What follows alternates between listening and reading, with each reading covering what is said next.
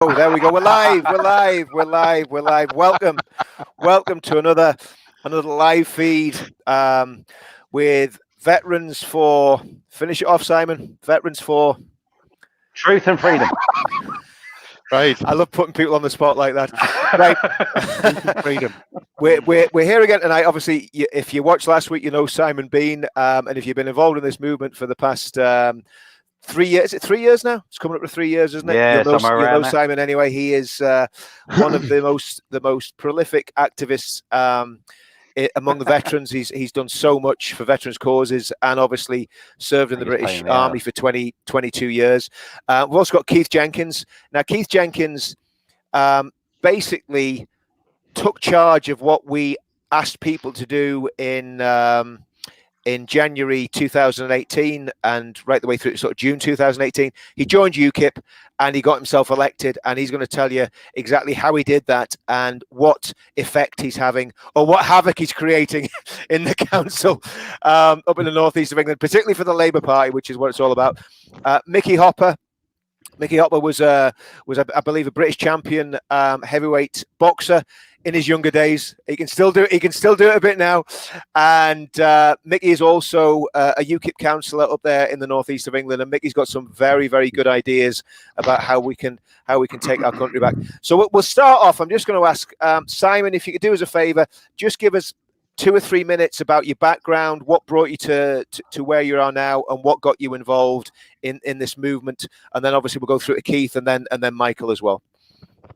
Yeah, no worries. Thanks, Richard. So we know why Michael got his constituency up there anyway, don't we? Who would not vote for him? Good lad. Well, anyway, Simon Bean, born in Southampton, England, 1965. So I'm just about 55 now, just a bit over. Feeling as young now as I was the day I was born, to be fair, although a lot wiser. 22 years Army, Royal Corps of Transport, and then Royal Logistic Corps. I was awarded an MBE from the Queen in 1993 for services to the Crown. Can't say too much more than that. Did both Gulf Wars, Bosnia War, 4 years on operations in Northern Ireland, but lived in Northern Ireland for 14 years in total. And I also served a couple of years in a place that I can't mention. So that was on special duties, what we used to call special duties. Nothing to do with the Special Air Service, just special duties. I retired from the Army at the end of 2005. And of course, mid-2005 was the 7/7 bombings. And that really sort of got me hackles up, and I suddenly thought to myself, well, I was at war, but now I'm at war at home. So I went on to the activist side of life, really, in around about 2006, and just by way of gathering information, researching various treaties, etc., etc., etc. And then 3 years ago, of course, joined up with Richard and Dan at Veterans Against Terrorism, and really moved along from there. And I suppose now what I'm after is a country that's the home of the free. But I've decided that we can only be the home of the free if we're also home of the brave. So we need everybody really that's a little bit disgruntled with life to pull together as one, be brave, and get your voice heard.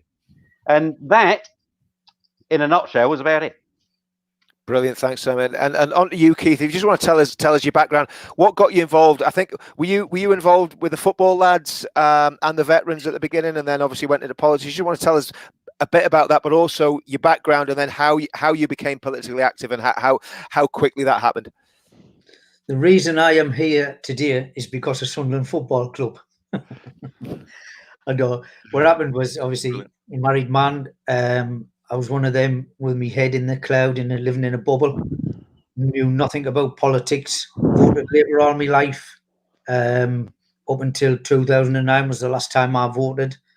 Was one of them. Nothing ever changes. Nothing ever changes in the country. Nothing was changing locally. In 2016, there was a lot on Facebook at the time about people, girls drinking, getting drinks spiked and what have you. And there was a girl in Sunderland who got raped. It was well publicised. It was a massive campaign on when a lot of people attended. I went along to that. That was the first time ever, and I only went along because I couldn't stand going to watch Sunderland Football Club anymore. I was a season ticket holder for years and years and years. It was a season we were relegated, third game in the season. I couldn't go, and then obviously me Saturdays had nothing, and then this happened, and I went along. I've got talking to a few people. There was a few more where I went along to, and then it was the following year in the February that I went to the veterans one in Newcastle, and I went along, and I couldn't understand how I was walking up the street with a group of veterans, and there was people there shouting at them, calling them. And it just opened my eyes, and obviously as we're going on tonight, you'll find out a lot more about how it's come about. 2000 it's 2 year ago this week, May the 19th, I met the gentleman in the bottom right hand corner on a train going to Manchester for the anniversary of the Manchester Arena bombings. From there, obviously I'd getting not a lot of people know, but when Justice for Women and Children was set up, I was one who set it up with Tasha. Tasha asked us to give her a hand. I did. I'd done it in the background. Obviously, didn't want people to. I wasn't bothered about people knowing, but it was for women and children, and I didn't want to deviate that they wouldn't approach Tasha if they knew there was a man involved. I spoke to a lad from Sunderland, the football lad, about bringing the football lads up. And me and him organised sort of the DFLA coming to Sunderland, and from there, obviously, as you know, I've been to different demonstrations around the country supporting veterans. Anything that I think is wrong, and the more I look into it, the more I looked into it, the more I could say that was wrong. And obviously, I went along to my first meeting with Michael in February last year, and they were asking for people to stand as a councillor, and you weren't allowed out the door. Michael was on the door. You weren't allowed out unless you stood. True story. True story. Football club and Michael. I just want to say, Keith, I mean, one of the things I've noticed about you is that, I mean, every demonstration I've attended, you've been there. I don't think you've missed hardly any demonstrations up and down the country, as well as doing all your other duties and the council work. So it just shows, like, you've gone from someone that was completely not interested in politics to someone that is completely, fully engaged and taking part in the political process, in activism, in street demonstrations, and everything else that goes with that. And I think it's a credit to you, you know, that what you've achieved in such a short space of time is just absolutely phenomenal. Just want to say that. Crack on there, mate. Yeah, again, it comes from down to the people like you, Simon, Michael, people who I've met, and obviously, again, later on, I was targeted on Twitter by a certain gentleman, and it just made me more and more angry, and more that I wanted to try and put things right. I shouldn't be sitting here now doing what I've been doing. I should be enjoying my time with my grandkids, but I've had my eyes open and I can't close them. I can't, because I know what's going on out there. And when I first started doing this, obviously, like me page where I've got now, before this virus started, I had like 220, 230 people, and I'm now on 500 people now, because I'm putting out there what I'm doing, and people are starting to come on board. But the reason why I'm here tonight is we need more people like myself and like Michael to stand up as councillors. In my opinion, it's the only way we're going to change it. Keith, just give me an idea. I mean, obviously, you stood as a councillor. How many votes did you get to get yourself onto the city council? Each ward was different. It was a pretty low turnout in votes, and I on the turnout. Overall, I had 40.9% of the vote on the night to be elected as a councillor, which was absolutely massive. Never before. Yeah, what's that, sorry, Michael? Never before. Yeah. No. And it was actually mentioned Brilliant. by Gerard Batten the next year on the BBC News. I mean, I had 866 votes, Yeah. but it was still 40.9%. Brilliant. Again, which was really And I mean, you know, the thing about that is, and obviously I don't want this to sound like I'm minimizing the achievement of that, but 840 votes is under 1,000 votes. And what I think for people that are watching, think I could never get elected to council. Persuading 800 people to vote for you achieve that. So you know, there should be a lot of people throughout the country that can actually do what you're doing. And I've spoke about For Britain, and I personally think For Britain are a really, really good party, and I support all the policies. I know Anne-Marie personally support her, but obviously you're standing as UKIP, and just talking to different people, it seems like there's going to be different fits for different parts of the country. So, you know, you could keep doing what you're doing if you want to do it under the UKIP banner or an independent banner or whatever it is. You know, it's not like everybody has to join For Britain or everybody has to join UKIP. A lot of what me and Micky have talked about is independents really taking Parliament by storm in a few years' time and really upsetting the apple cart and making Brexit look like a tea party for these establishment traitors. Your biggest thing to win a seat is be local to the area, know people in the area. Because with respect, the Labour Party just ship anybody in. Yeah. They're not from the area, so they don't know the area. And that's your biggest thing. If you know the area, you're on a winner. Yeah. And Keith. Yeah. Keith, how long have you lived? How long have you lived in your area? All my life. All my life. If you lived in your area all your life, like Keith, how many votes? How many votes did you need? 1,100, 1,200? I got in with 866. Right. Now so just a quick question, sorry to interrupt you, but quick question to anybody who's watching this who's thinking about standing. You've got more than that on your Facebook. Now, if you went out, and asked your friends and their friends and said, look, tell them I'm a good guy. If you believe you're a good guy and you're standing for the right thing. And sorry, I'll let you finish doing what you're doing because that dovetails into something else. But that's what you need. People who've lived in the area all their lives who care about it. I mean, the pond. Tell them about the pond, and I mean that's a funny story. This it is. Well, I can do it. I can do it now, or I can do it later. There's a lot I want to. There's a lot I want to put in. What's happened in the short year? Some of the underhand tactics that goes on. Some of the things other people will come across. But they'll try always to shut me up, but they'll not, because I just laugh. I'm just happy. I just laugh at them, and it hurts them more. If it starts to get you down, just walk away. But I'll never walk away because I can see what they are. And now the people who voted for me, and even people who haven't voted for me by my page, I'm showing people what I'm doing, and what I'm doing is that they can see what other people who's been voted before us have not been doing. So now I just worry about what I'm doing and let them worry about what I'm doing. I'm not worrying about them anymore because I know I've got people on my side. And with the information that you've got, information that's going to get released shortly, and they're absolutely bricking it because you're talking about a house of cards that they're going to bring down.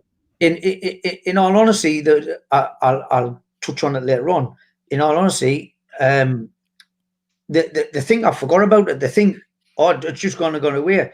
But I've sent another 2 emails yesterday just to remind them I'm still here. I'm not going anywhere until I get my information off you. Just keep reminding them. It's him again about another email. Sunderland Labour Council, after 90 days, your emails self-delete and you cannot get them back. Wow. Yeah. You cannot get your emails back. So if you've got anything on, now these emails were due to delete. So I've just resent them. So I've got another 90 days for them to wait. But they're using the virus to stall things. But as I say, I'll touch on that later on. That's just a bit about me. We'll come back onto the nitty-gritty of council work and what happens. Right. Michael, tell us about yourself, brother. Oh, where to start? The beginning.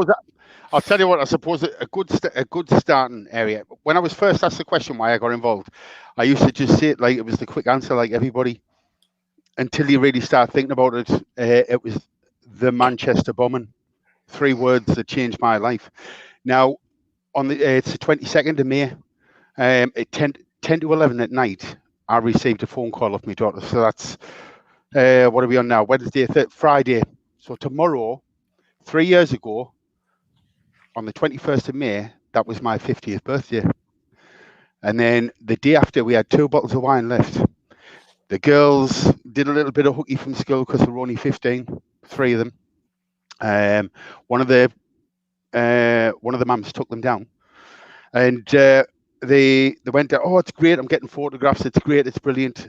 Now,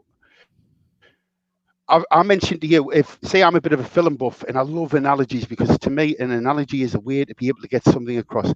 For anybody who's seen a film called Sliding Doors is about, really, it's a story that's been told that a person gets delayed for a couple of minutes due to getting mugged, and the film follows the story with the 2 lines before she gets like her not getting mugged and her getting mugged, and the difference in that 2 minutes. Now, I suppose my story really is about receiving that phone call at 10 to 11, and that's when it started. Is everybody okay?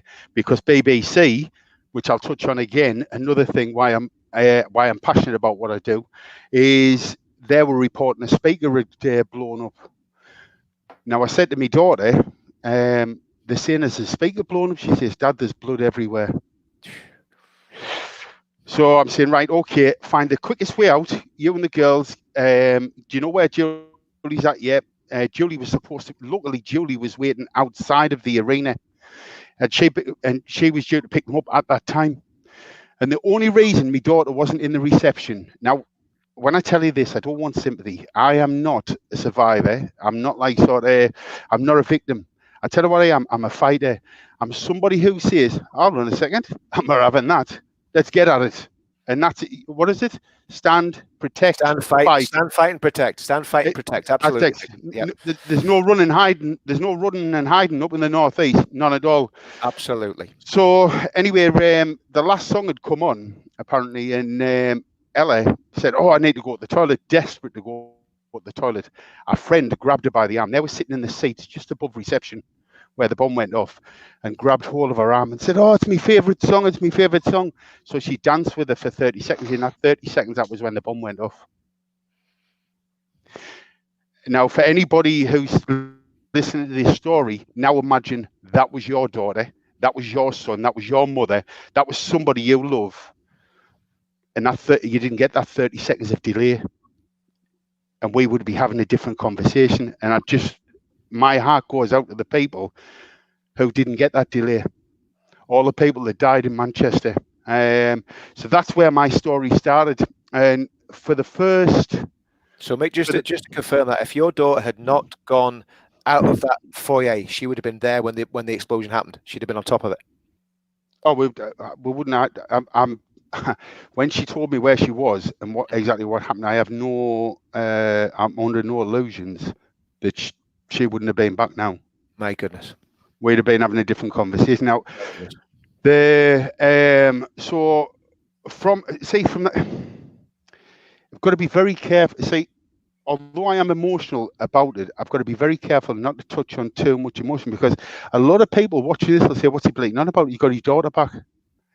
The girl that came back from Manchester that night wasn't the girl we sent down. Mm-hmm. Yeah. My wife was running, I think it was the Edinburgh Marathon, maybe 6 weeks, 2 months later. She was doing some training. And the first time my daughter smiled again was when her mum crossed the finish line at the Edinburgh Marathon. Well, I was tickling, and she just and then obviously she had to have treatment and various other things, but anyway, she's good. But see, the government, the establishment, everybody was offered, if you're a victim and they had a classification, that a classification of what they call victims, who was involved. We weren't victims. My daughter wasn't a victim. Now we actually got some treatment for her, and it was like, it was free. She was only 18.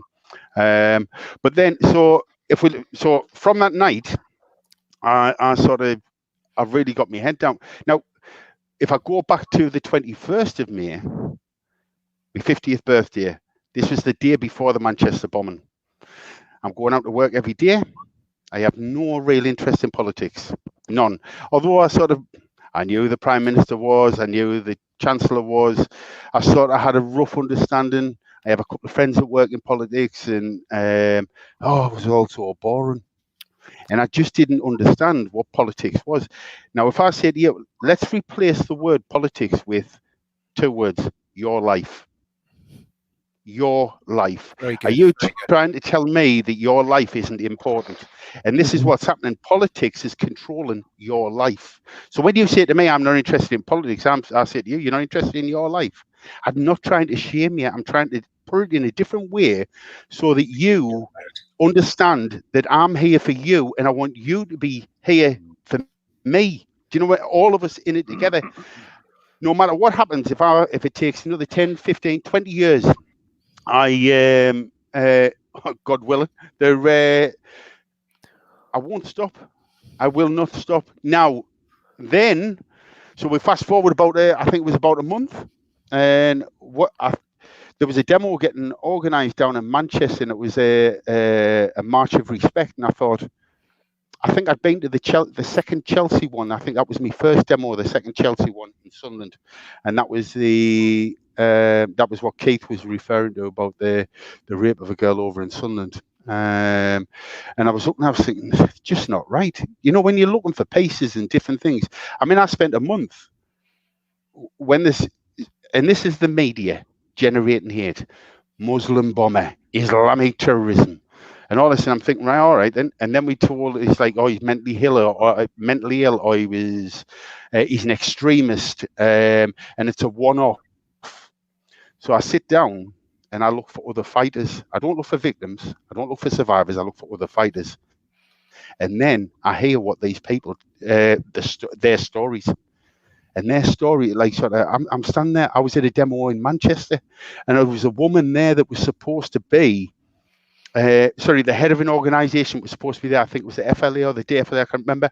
And I was standing there and they said, "Oh, this woman couldn't be there. It was a support group for grooming." She just found out that morning that her daughter had been getting groomed. You couldn't make it up. She's coming to speak at a rally of like a couple of thousand people standing waiting to hear her speak, and she gets the phone call to say it. So I'm thinking, right, so you do a little bit more investigation, a little bit more. And what I try to do is, we touched on it when we were sitting talking before. What I actually tried to do was, I tried to look at the big picture. So, and I've supported every group, Veteran for Terrorism, Justice for Women, Against Extremists, FLA, DFLA, like sort of any group. I even went to one demo for 5G. I don't know. So anyway, I haven't got a tinfoil hat now, so not to worry. But it's all so my motivation is all about the safety and security of this country, and that is about prosperity as well. So we go to Birmingham, and I think, Keith, did we meet in Manchester and then go down to Birmingham together? We met on the train. It was the FLA one on the 19th of May.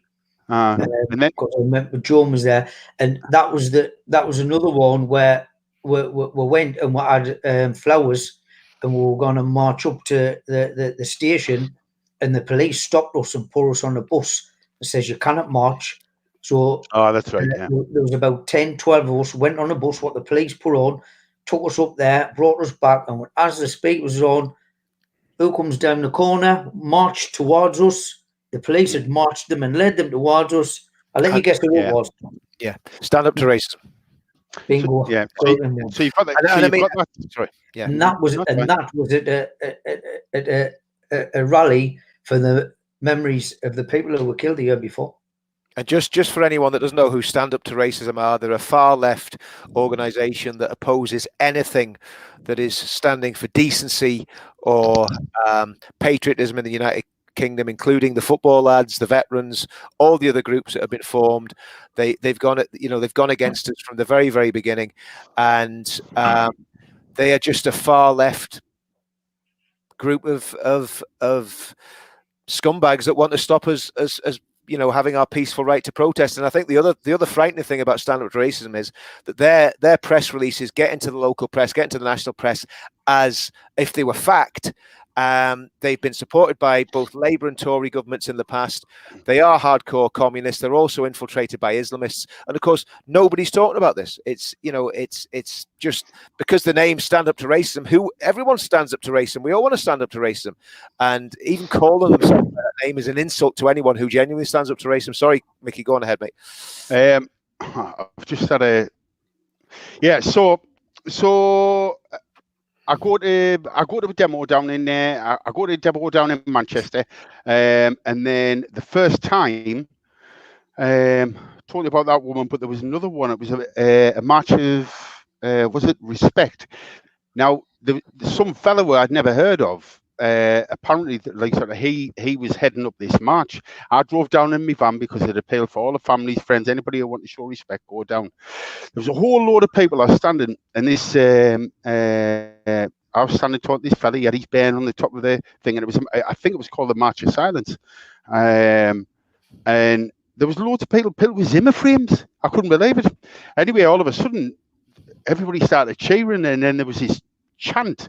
It sounded like a football chant, and they were going, "Oh, Tommy, Tommy," and I was like, "What's going on here?" I didn't know. I honestly didn't know. This is how new I was to this. So anyway, so it was this Tommy fella. So that anyway, all these people come around, and he heads up, and we all start to walk up, and then all of a sudden, there was like a group that had come from the left, and the police had taken us right up. And they could have taken us a different way. And what I learned later was there was Tommy had put on Periscope that he'd been recorded all. He recorded all the meetings with the police and said, "We don't care where we have our demo. We come here to show respect in silence." And those people there, the Antifa mob or whoever they were, caused the trouble that day. I got home. They took us underneath this bridge, and they were chucking bags of urine off the bridge. Also, and they were, like sort of one hit this lad who had his band on the shoulders, and there was bottles coming down as well. And I got home on the night. Honestly, I was disgusted. I think that's where Red Pill Phil made his name with that when he took that girl on that Antifa girl. And spoke back to her. But anyway, I got home on the night, and I watched the news. Extreme right-wing Nazis invade Manchester, and I'm like, what? So I'm like, I go online. I said, well, and I'm saying to me, well, that's not what happened. That's a complete lie. So that starts me off with so I've got the BBC telling me Muslims and Islam, and I live in a predominantly white area, although I've got like sort of different coloured friends, and like sort of I've worked up and down the country, so I've made friends of like sort of from all corners of the earth. I've never really come into contact with it like a mass Islamic group or whatever, and I just found it. To me, it was just, this is a fella, an average fella, that walks out of his door.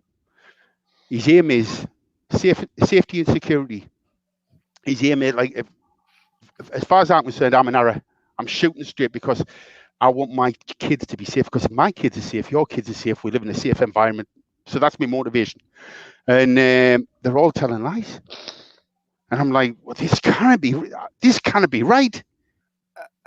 And so then we end up in Birmingham, and there's this big gobshite, Richard Inman, up on the he gives his speech, and I'm gripped, powerful speech, and I'm like sort of, whoa, what's going on here?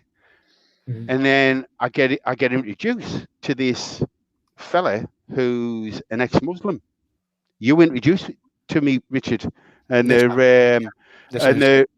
and then I went round the back because we met in I think it was in the grave. There was like a graveyard. There was me and I'm trying to think of Rosie was there, and Vinny, and there was a few there. So anyway, we went up there and we were chatting, and you introduced us and he told us the story.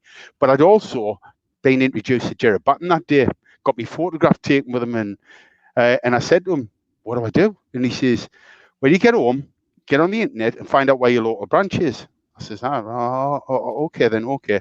And I think it might have been the same day or within that week, you and him did an interview and said, get involved, you're the people. And it was like, right, okay. So I went down and I joined it, and that was like sort of 6 months after I'd been involved. Now I've got a couple of things here for you, because I know you were just asking the question there before. So I stood for, where I live, we have a parish council and we have the city council. Now what we've got here is, I got in the parish council with, if I can get the right one up.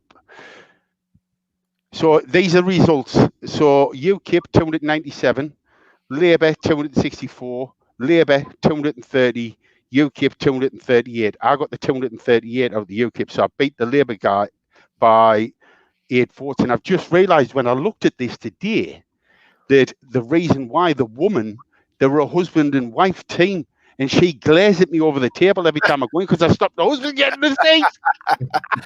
Brilliant. So for the city, and again to answer your question, and I know I've had more than me 2 minutes. I'm really sorry. So where are we at? Right. So when I stood for the city, I got 854 votes, and I got beat. The Labour candidate got 990. And do you know why? Because the area that I lived in, although I've lived here 15 years, I keep myself to myself, or I did until 3 years ago. Mm-hmm. And so now I put myself about because I want the support. I want people to do this. So that's how close you can be. So if you live in an area, and you've lived there all your life, stand up under your name. You don't have to stand up underneath a banner. Keith has been successful. I wasn't I wasn't at the time, but I was only just short. But just short doesn't win anything. But we're still making moves in the parish council. Yeah. I was just going to say there, when you were just short, what a lot of people don't realise is last year in Sunderland, UKIP, there was 26 seats. There was 25 wards contested. UKIP had somebody standing in every ward. We got 3 UKIP councillors in. And in 12 other wards, 12 or 13 other wards, we were second.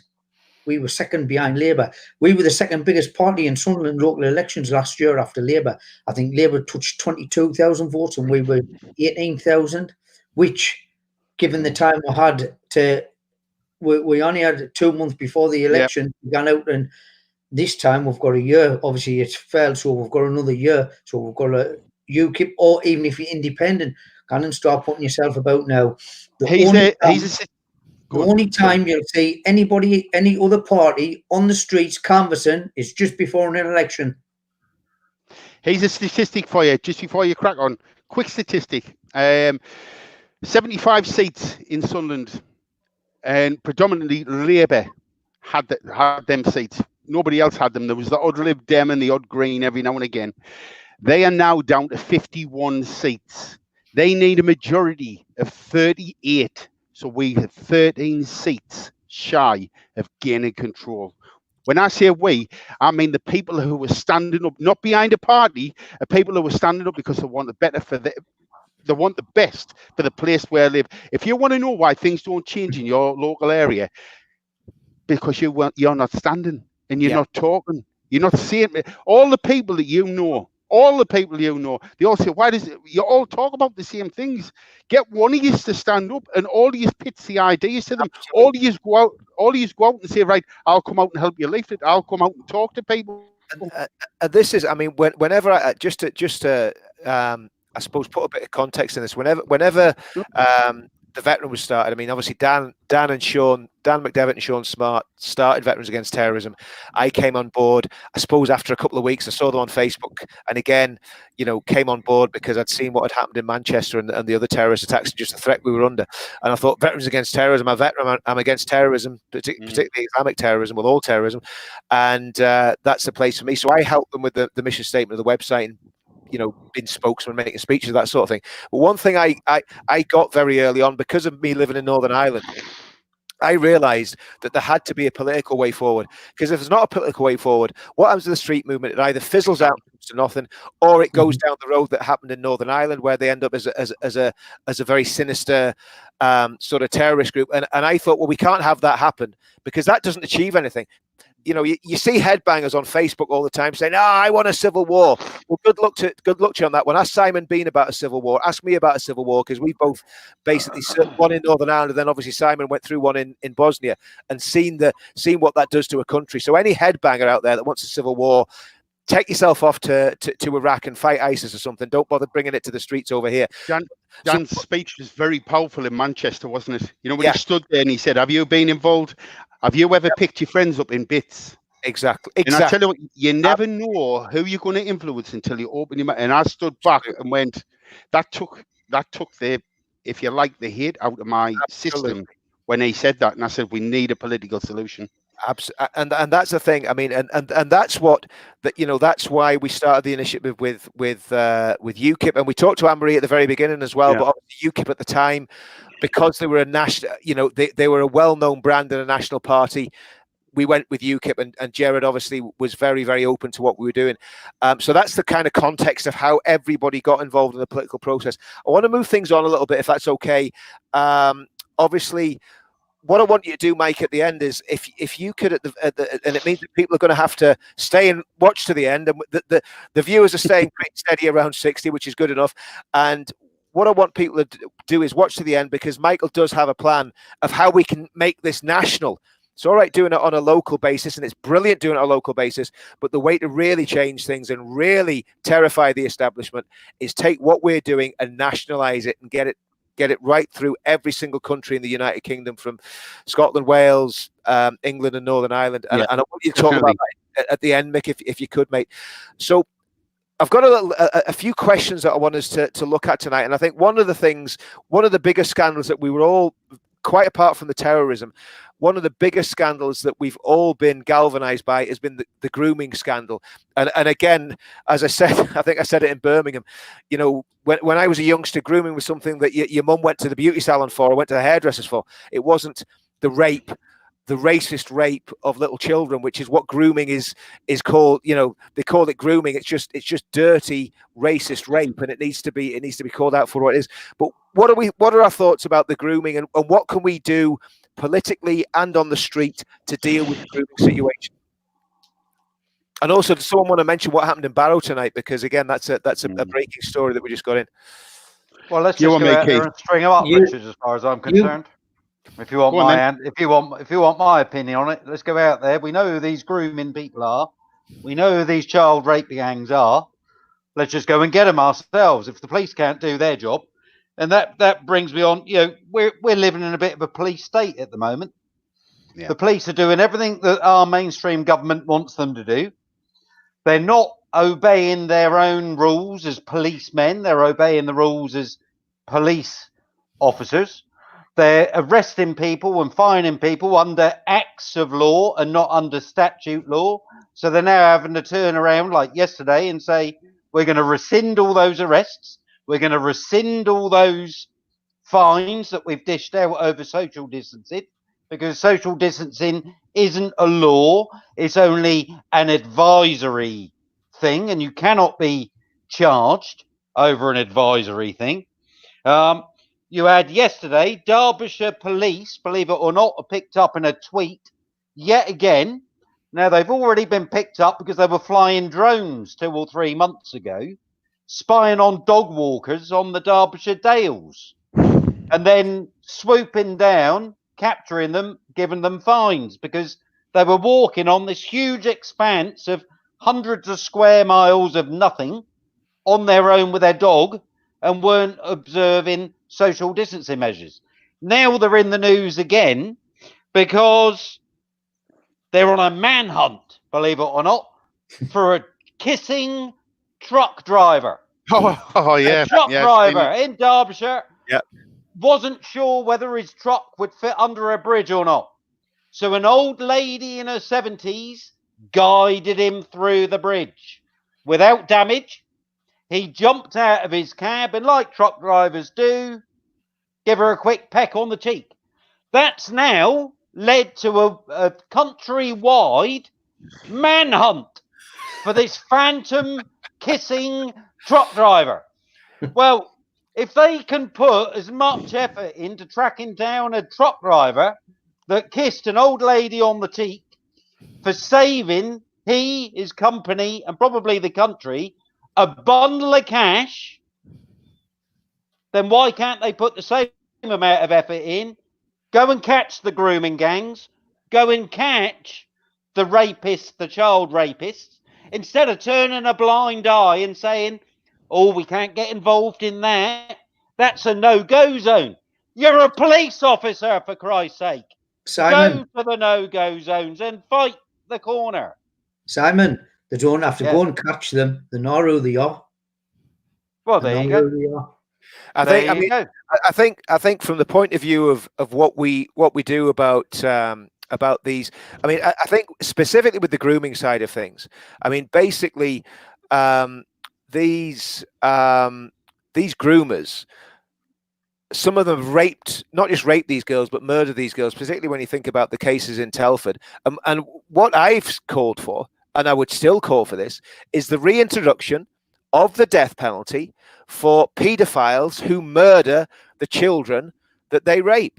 And, you know, it's not politically correct to call for the death sentence, but I think if we ever got in a situation where we had power, and that doesn't just affect the racist rape gangs that are raping English girls and targeting them because they're not Muslim, but it goes for every single child rapist and murderer. In my opinion, they should be tried by a jury of the peers, and they should be taken from where they've been tried, and they should be hung by the neck until dead, and that should be on the statute book. So when you say string them up, Simon, I think, would you agree with that that's what we should do, that we should change the law and start hanging these people? I think so. Yeah, I think so. Why not? And of course, that's not going to. Surely the punishment has to fit the crime. Absolutely. And if you've got a grown man, irrespective of his religious belief, if he's willing to go out there and pluck girls of any age off of our street, a Christian nation, and take those girls, groom them, rape them, like they have on that story, which no doubt you'll bring up in a moment, that came up just a couple of hours ago on Hearts of Oak, then the punishment for that crime has to fit that crime. You can't just have a police force that we've got of 120,000, and that's between the four nations of the United Kingdom, turning a blind eye at things because they're afraid of getting a bit of a slap themselves because they go into a no-go zone. That we shouldn't have no-go zones in the UK. This is the United Kingdom. People fought and died for our freedom. Mm-hmm. And people need to adhere by our rules and our Christian ways. And if they can't do that, well, you send the police in. If the police can't cope, call on the army. And I'll bring something else up later in our chat about how the army is currently being used against the civil population. Well, let's bring them in and use them against the bad part of the civil population. Can I come in on that? Of course you can, so obviously, one of the why I wanted to do this chat tonight is that we all agree that we need to go in a certain direction, and I think we're winning. Honestly, I do. I know people say, "Oh, it's always glass half full," but if you think about how far we've come in just a couple of years, and yes, there is more to be exposed, and yes, more, but I think we are winning. However, going back to what we're talking about, I don't know whether I was on Facebook. Now I haven't checked this out. I don't know how true it is, but there was a little black kid down in the deep south in America, and apparently this was the earlier part of this century, and he was electrocuted, and he was only 14 years old, and it came out years later that he was completely innocent. Right now, unless you catch somebody in the act, to me, a jury, and we've seen miscarriages of justice, just does not do it. Now, I am in favour of chemical castration. I am also in favour of isolation. We have plenty of islands around the British Isles that you can't get on and you can't get off without a helicopter, or and there isn't any trees on there. There's whatever supplies can be dropped. They can have the basic things and just say, right, you're never going to offend again. There's no kids here. Boom, there you go. And then once a month, they have one little unit where they can keep the internet on and they can get the little visits on the screen, but they don't get any personal touch. Like a Category A prison. You know, when you go to visit a Category A prisoner, say a bank robber or something like that, they're behind like a sort of public enemy number one. You can't touch them. So what is the difference between talking? Because when I floated this idea, they said that, you can't. It's against their human rights. That if you do something like that to a child, you have no human rights, none, zero. Definitely. Correct.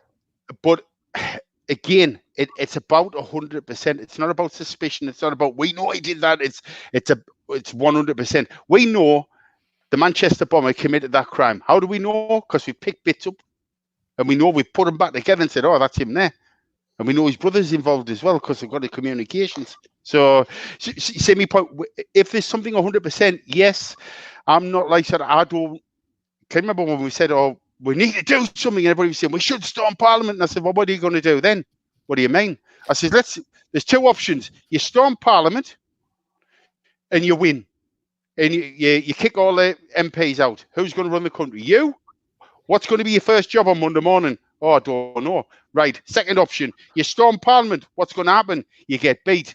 You've got a boot on your head and you're on the floor and you go to jail and you're never getting out. That's right. That's right. So, I mean, that's the only route you've got is political. Absolutely. That's the whole point. And that's what I'm saying. If you talk about things like the death penalty, it has to be done through, law has to be passed, and you have to get that. And it's a debate that you can have. There's a lot of those debates that again get totally brushed under the carpet because it's not mainstream enough. Don't get me wrong. I'm not a pacifist. Sorry, Richard. No, I know that, Mick. I know. Yeah, but the point is, right. It's good to put these things out there because nobody's talking about it anymore. Nobody's talking about immigration anymore. And with the grooming scandal, I mean, I was speaking to Lord Pearson back I think it was 2018, and he said to me he believes up to 1 million girls could well have been raped in the UK. Yeah. And when I was growing up in the northeast of England in Middlesbrough in the 1980s and the early 80s, going to secondary school in Middlesbrough, there was young white girls getting picked up by men of Pakistani origin then, 14, 15-year-old girls getting picked up by 18, 19-year-old Pakistani lads at the school gates. So it was going on in the 80s. So I mean, if you go 40 years back and it was going on then, that's a huge problem. And again, nobody in the mainstream is willing to talk about this honestly, and that's what I want to get onto now. I mean, Hearts of Oak, Johnny Wong basically brought forward this petition to Parliament to release the report on grooming. Mm-hmm. He's not asking for anything else. All we want to know is exactly what that report said. I mean, the report could be a whole lot of rubbish for all we know, but we want to see what the report has said, and we're going to trust in our Democrats. Every single page. We don't want it redacted. We don't want a report on the report. We want the whole report. And that petition that Johnny started for Hearts of Oak has been signed, I think, 180,000 times, and still the government are ignoring it. They're still ignoring it. Richard, that report cannot be rubbish, because if it was rubbish, they would release it. Well, exactly. That report that they don't want people to see. Do you know what it is, though? Every one of us, at some point, you two have been soldiers. You've been a bricklayer, I think, Keith, haven't you, in your time? Or we've all used hand tools, and we know the importance of a hand tool. We know it. Yep. Without that hand tool, we can't do a good job. I'm a counsellor. If you were down in Rotherham now, and all the other places, and you're a councillor down there, this report could be this is what you should be doing, because if you don't do it, this is what happens. They need that. It's a rule book of what to do. They need to look at that report. Mm-hmm. We need it up in Newcastle. 400 yards up the road from me, we've got a white fella who's been grooming kids. And he groomed a kid, and I tell you how bad it was. He even asked. She says, "Oh, as I'm babysitting my little brother, I think she was like 8 or 9 or something like that." And her little brother was, "Oh, bring him along." Now that's the white fella at the top of the road. Yep. Now down the bottom of the road, we've got a fella of the religion that we can't mention. Yeah, that was part of a massive gang over. It was part of a massive gang over in Newcastle. So did you notice what I did there? To be politically correct, I pointed white up there, and I pointed the other down there. Yeah. But to me, they both live in the same house. Now, the importance of what we're talking about is grooming gangs on an industrial scale. Exactly. That guy has probably destroyed 2, 3, 4, I don't know how many lives. These people are doing it by the hundreds every day. Exactly. And that's why it's so important and such a critical... it's such a critical point for a conversation point. It is. And I mean, but this is where the mainstream government needs to come in, because the mainstream government is controlling our police at the moment. Our police cannot move an inch unless they're told they can do it by the government. Now, if the government can go and endorse them sort of keeping the social distancing rules, then surely the government can put pressure upon the police to go and actually investigate real crime. How many people have we had that have been in the media over recent months, recent years, that have cried out for help after a recent attack where the DNA is fresh and the police have turned a blind eye and done absolutely nothing? If you want proof, well, there's nothing more than DNA as 100% proof at the moment, is there? Unless you have a load of policemen surrounding the area where the woman is being raped or the young girl is being raped. You have to rely on the DNA, and the DNA is 99.99999 sort of percent accurate. So why aren't the police doing it? Because they don't want to tackle the main issue. Because I think personally, and I'm going to say it live here and now, the police are afraid to get involved to do their job, because they're afraid of all the repercussions that they're going to receive from the local public. And what they're forgetting is that 95% of the Joe public within our country, be it Northern Ireland, Scotland, Wales or England, are good law-abiding people. Irrespective of their religion and their colour, they're good law-abiding people. But we've got this tiny percentage which should be so easy to be taken care of, but they won't.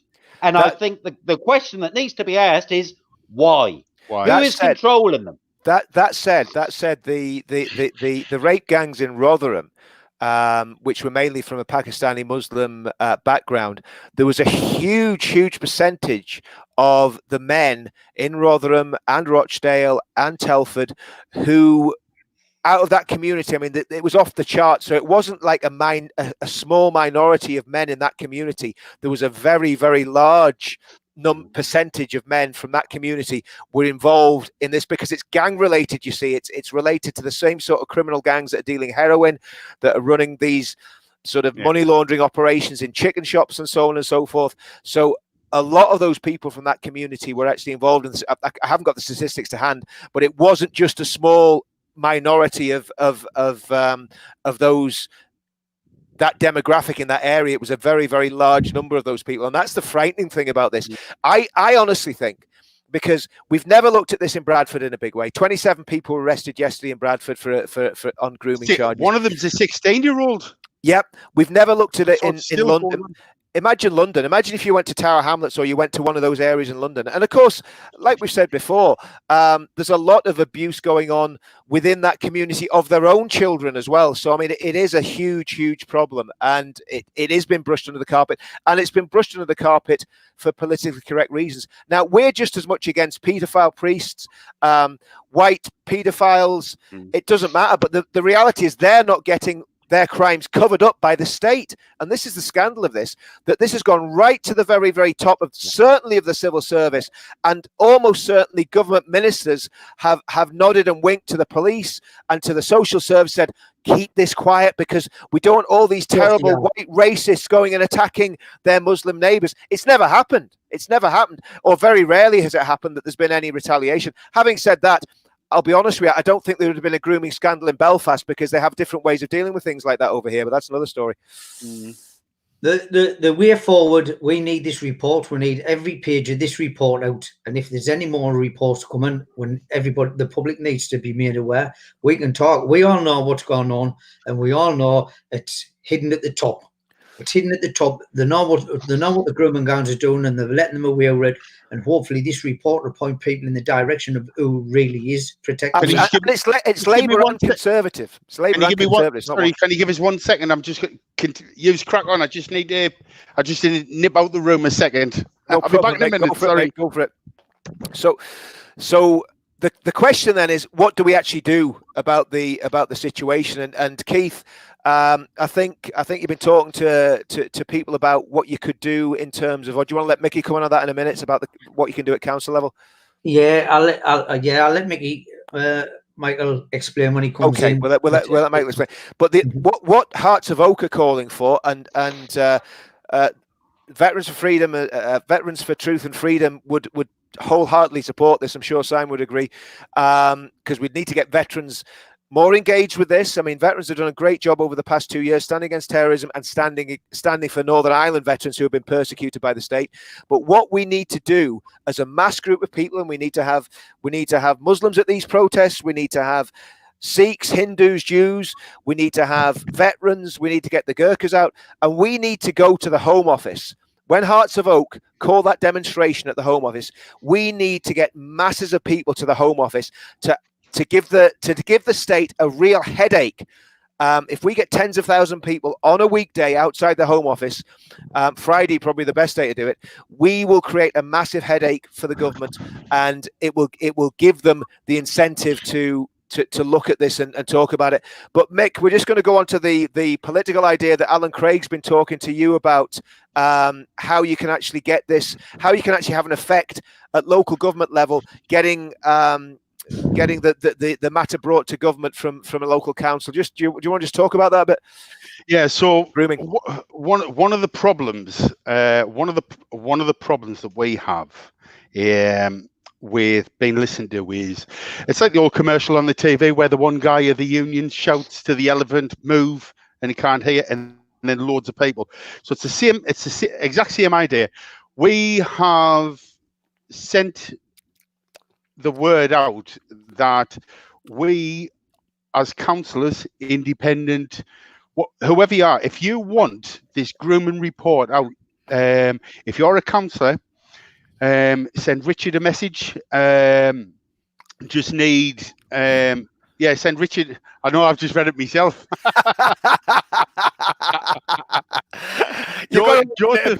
Well done, Joseph Wilton, whoever you are. You've got to lighten it a bit. Sorry, guys. Joe from Sunderland. You recognise Joe. Brilliant, brother. Do you know, extremely serious content, but just, Sorry, Mick. Go on ahead, mate. Let's rewind that a bit. So basically, what we're going to do, we're sending the word out, and I'm asking now. You can find me on Facebook, or Richard, Simon, Kate, Alan Craig, Hearts of Oak. There's loads of points of contact.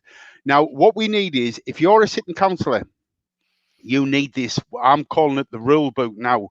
We need that report that Priti Patel has got. Sanjay Javed said there'd be no stone not turned over. No go areas. So what's in that report? Why is it not in the public interest? We need that. That needs to be a rule book to stop this grooming, to help us stop grooming. So what we're doing is, whether you're independent, whoever you are, as a councillor, you need to contact us, and we are going to issue a letter. And what we're going to do is we're going to get every council in the country to put forward a motion, which will be sent to the Home Office to demand the release of that report. Every council. So we're not even going to the MPs. We're not interested in them. If they're not going to play a ball, we're going past them. We're going straight to the Home Office. This isn't my idea. This is an idea of, like, all of us. Anybody who's watching this is probably part of little private groups when you sit and have a chat. The difference is we're bringing it to the people. And then we're going to take it out to everybody, and we're going to get it done. And it's the only difference between whoever's commenting on this and us four here is that we've put our heads above the parapet and said, yeah, I'm not having it no more. Mm-hmm. So we want you to join us. We don't want you to have it anymore. We want you to stand in the next election. It won't be the next May. So you can start doing your campaigning now online. Get all your Facebook friends on. Do you live in this area? But we need the people now. We need councillors now to come on board with us so that we can get every council, city, parish councils, town councils. We need all the councils to go in together. And then once we're in it together, I mean, if you're a councillor now and you're sitting watching this and you say, no, I don't know about that. Well, let me put it a different way. Tomorrow, another child will get raped by these gangs. Yeah. If the next day you had that report and it went, oh, rule number 9, don't do this, or make sure this happens, and you read the story about the girl that had been raped the day before, and you could have stopped that, how would you feel? So if you're a counsellor and you feel strongly and you don't want kids to be raped, because that's what we're talking about, not groomed. Absolutely. They're getting raped and they're getting abused. And there's a story, come up today. What do they call that lady again, the police officer? I forget her name. Yes. Yeah. So it's a story of, it looks like it's 2 sisters. Is it Ellie Williams and Lucy Williams? And one of them has been abused. And if you go onto the page, it's Ellie Williams' page, and if you have a look on that, they've got photographs on, and the photographs have got the dates on. She's bruised from head to toe, and I'm not even going to describe what they've been doing to her. But if you look at the photographs and read the story, what they haven't abused on this young girl, it wouldn't have gotten to the place if I'd have been my daughter, honestly. And I say I think the bottom line is this is worthy of note, because we all know where this is heading, and it all heads towards this religion, this ideology that mustn't be talked about. But this child grooming, child rape issue affects everybody in the land. Whether you were born here or whether you migrated here with your family, it affects you. There's young white girls being groomed and raped. There's Indian girls being groomed and raped. There's Muslim girls being groomed and raped.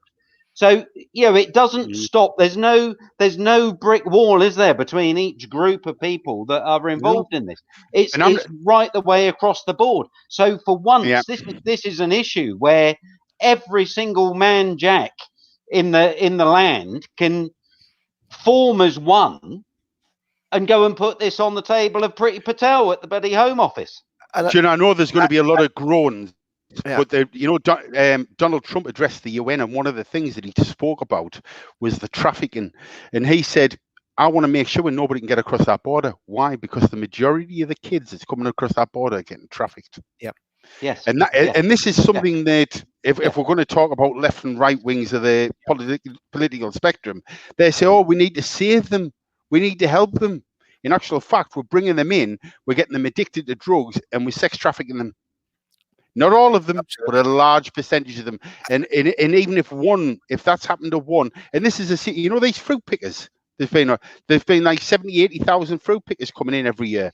I was talking to a guy because I've been doing some research into it. We're trying to work on a project, and I've been talking to a guy, and he said, "You know what happens?" He says, "There's organised gangs in Romania that get these people over here into this country." And he says, "If you're a pretty lass, stop on the bus. We're going to a different farm." Can I just say, you know what I mean? I'm just watching the comments flicking up the side, and people on about that it's been put out today that they're going to put the report out. What people have got to realise is they're going to put a watered down version of the report out. We want the full report. That's what we're talking about, the full report, not what they're talking about in the paper today, a watered down one. And Joe Wilton again, Joe's just put on a lot of councillors are part of the problem, and yes, they are. And once this motion goes to each council, you can stand and look people in the eye, and you'll see who votes against it. Absolutely. And then you've got to ask yourself, why are them voting against it? What they're trying to hide? Exactly. And I think again, that's the way about it. That's the way to go. Because what will happen is when the lefties watch this, they'll say, look at those fellas, they're terrible, racist, Islamophobic, and all the rest of it. I think it's got to be put on record that Majid Nawaz at the Quillian Foundation and his organization produced a report, I think it was 2 years ago now, time flies by. But in that report, they stated that 87% of the men involved in the grooming scandal were Muslims of South Asian origin. So they're either Bangladeshi, Indian or Pakistani Muslims who were involved in it. And also in that same report, and I'm going from memory here, so if I've got this a bit wrong, I'll apologize in advance because my memory isn't what it was 20 years ago. Too many bangs on the head. But basically, the report also said there were theological reasons why Muslims seem to have a higher proportion of influence and being involved in this crime. So it's not just cultural. There are also theological reasons that go to the right the way back to the very, very start of the Islamic religion, even to the point that Muhammad married a 6-year-old girl and raped her when she was 9 years old. That is a fact of history, and the reality is that this stuff's gone on for a very, very long time, and it's not just going on in the UK. It's going on in the Netherlands. It's going on in India. It's going on in Muslim majority countries, in Muslim minority countries, and it's been carried out by the same demographic. They're just, maybe some of them are from Morocco, maybe some of them are from Somalia. It is happening on a global basis. So the UK has ignored it and tried to brush it under the carpet, but the reality is we need to keep talking about this because we do need to stand up for the daughters of England, and nobody's doing it at the minute. And it means, I think the government's got to be aware of this, right? If the government continually ignores this, then men will take to the streets and they will take the law into their own hands. And at the end of the day, who could blame them? I'm not going to say any more than that. Who could blame them for standing up for the daughters of England? And that's my little rant over on that. Do you know what it is? We're against that. That's why we're doing what we need to do. Like we're doing it down a political route, and we want to open up a channel of debate. That's that's what we want to do. We don't want to close it down. And if anybody say this I don't even engage with what we call the extreme left or left. Like when I go to a demo or walk down the centre of the road, they can be standing at the side screaming. I don't even entertain them because they're not helping me in my overall strategy to succeed with my end goal. They're not doing it. We all need to just ignore them and just push forward. We're breaking down barriers every day. I mean, this little idea of getting all the councillors together, who would have thought? We've now got a party of independent people, independent thinkers who are standing for their communities, for the daughters of England, for the daughters of Great Britain, United Kingdom. There you go. I got there in the end. Yeah. But yeah, so we'll move on because I think one of the things about this is on this issue and a lot of other issues, and I was talking to Keith about it earlier, and Keith wants to talk about this, the mainstream media and the way they handle things. And I've been the victim of this in the last week. A group that were organising an anti-lockdown demonstration in London used the name of my group. It wasn't me. It was nothing to do with me. And I can, have evidence to prove that and back that up, despite the wild accusations that have been made about me. And in almost every newspaper up and down the country, my name and Jada Franson's name were mentioned in connection with this demonstration. And neither of us had anything to do with it. And of course, people go, oh, well, it's only your name in the newspaper. But that has ramifications. I've written to some of the newspapers that publish my name in connection with this. They haven't responded to me. They haven't had the decency to come back to me and ask for a comment. They just published my name and said, oh, Richard Inman of UK Freedom Movement and Jada Franson are organising an anti-lockdown demonstration. And I mean, to be quite honest with you, I've got broad shoulders. I'm not easily worried or easily threatened. But Jada has had serious threats. People telling her, we both live in Northern Ireland, people telling her that she's got to go home, back to England and all the rest of it. So, you know, these things do have consequences. When the mainstream media targets people, they will deliberately go after them and try and destroy them. And we've had it. I mean, I'll not mention the gentleman's name, but Micky, yourself and me spoke to a gentleman last year who'd been through exactly the same thing with the BBC. And this is an ongoing thing. And Keith, you've had experience of this with the mainstream media as well, haven't you? What happened to you? It's not so much mainstream media. It's more of Twitter. And obviously, there's a certain gentleman who will all have come across a certain Mike Hartman, which I believe is a fake account. Well, I know it was a fake account. It was set up in 2009. This Mike Hartman account was set up in 2009 by a Labour councillor called Kevin Bell in Newcastle. And in 2011, he died, and it was exposed in the Evening Chronicle that it was a fake account. Now, this account went dormant until 2015, and then it started back up again, which tells you either another Labour councillor or the police has got access to this account. Now, me and some certain individuals have looked into it, and we've narrowed it down to who we think could possibly be running this account. But this Twitter account, this Mike Hartman, he's branded me a racist, a fascist, a Nazi. He's had me picture all over every time I went to a demonstration. Michael's as well, Sharon Binks. Anybody who's on a demonstration were branded racist, far right. And he used to put it out there. He even went as far out as putting my address on Twitter, which I reported him for, and the DB hadn't done anything wrong. But if I put somebody else's address on, I would have been wiped out. And your mainstream media, I've found in the last year that more and more people are waking up to the fake news that you get off BBC and Sky, and the amount of people that come up and now, Michael will tell you, I've got a 50-inch telly on the wall there, and I only put it on for YouTube or the music channel. I've never watched a television program in 18, 19 months, just because it doesn't interest us. I'd rather listen to what I see on social media and I know what people are putting on there rather than listen to that tripe. And obviously, the man who we're not supposed to mention with Panodrama, he exposed them. Donald Trump a few weeks ago, he's like, Marmite, you either love him or you hate him. What did the BBC do? They diluted it down to 3 minutes, so he's got people drinking bleach. Yeah, exactly. And I mean, That's I think, right. And he never said that, did he? He never said that. No, he said, no. "Can you explore?" He said, "Disinfectant can clean your hands in 20 seconds of hand washing. Can we explore something similar to destroy COVID when it's inside the body?" And straight away, somebody's twisted that and said that he suggested everybody drinks Domestos or some other well-known bleach.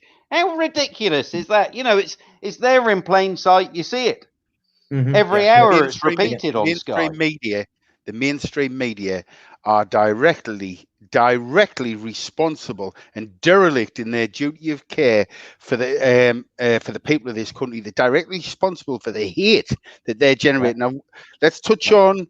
All four of us know this man, and all four of us have probably sat there and laughed and also wanted to kick the television off the wall, like sort of in the past. Piers Morgan. Oh, a man. I've got a campaign. Send Piers packing. Is that, you know, we need to get a petition on that. I bet you get more than 150,000. Hey, Michael, the conversation's flowing everything, and then you've just lowered the tone by mentioning that scumbag. But I mean, do you know Piers Morgan? Piers Morgan was described by a senior member of the British military as a recruiting sergeant for Al Qaeda because he published a fake news story about soldiers urinating on an Iraqi prisoner.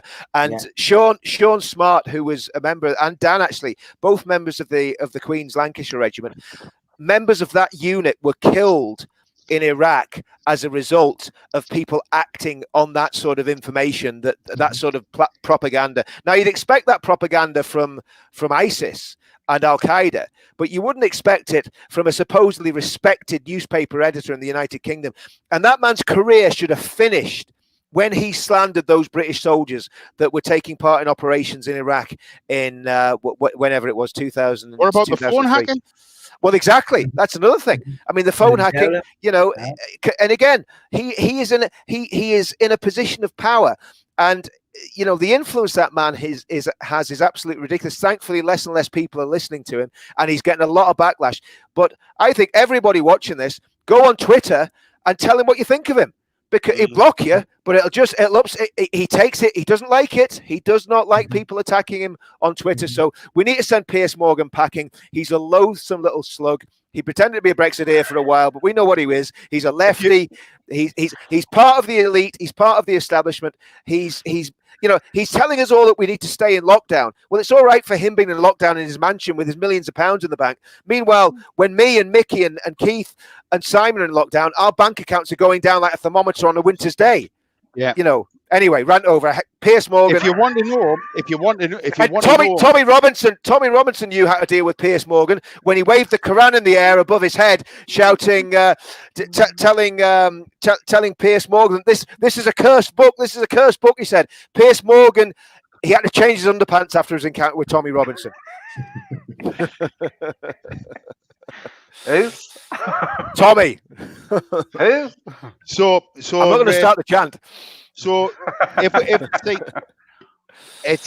Piers Morgan has actually set a certain trend for interviewing, and do you know what it is? Because you stole me thunder there, I'm not even going to mention the other examples of BBC ITV programs that we go, get that telly off the water. So it's, if we think back to Jeremy Paxman, and Jeremy Paxman used to interview people, and one interview with, I think it was Michael Howard, where he asked him the same question something like 20 odd times, and he kept asking. But they say the difference is, although he went after them, he allowed them to answer. And if they didn't answer the question, he asked the question again. Piers doesn't. No, Piers manipulated. So Piers, in his earpiece, what's going on, and they're telling them what's going on the Twitter feed. Oh, keep doing that, keep doing that, keep doing that. The Twitter feed's going mad. Keep doing. And the problem is that mainstream media, as we like to call it, or the news channels, are now 24 hours. They need content for their advertisers, for their supporters. So this is what we're. So when you watch why the BBC is doing, it's a completely different issue. But all the other ones, Sky, they've all got an agenda. They're pushing a political agenda that you don't even know what it is. I don't even know what it is. Exactly. You see me point. The BBC are a completely different beast, because the BBC, essentially, the director general of the BBC, essentially a civil servant he doesn't report to Boris, he reports to Whitehall. If you want to know, I'm 53 tomorrow. Yes, happy birthday to me. Happy birthday to you. So happy birthday. Empty glass. So anyway, I'm 53 tomorrow. Now, I did what Keith did. I voted Labour. I only voted for Tony Blair once, and what he did, I turned my stomach so far away from Labour. Like I said, I knew then. Anyway, so Labour's been in. Lib Dems had a power sharing thing with the Conservatives. You know, when they talk about UKIP, it's a shame that the beast started eating itself from the top echelons, because UKIP had a real thing. UKIP was the only party that's never ever taken us to war. Yep. They want no interference in foreign conflicts. So for me, and then to call people racist or whatever. So where was that? Got lost there. Sorry. I nearly went off on a rant. We're talking about mainstream media, and particularly Piers Morgan. So the BBC campaign. The BBC, the reason why they push out a different message is because they are controlled by the civil servants in Whitehall.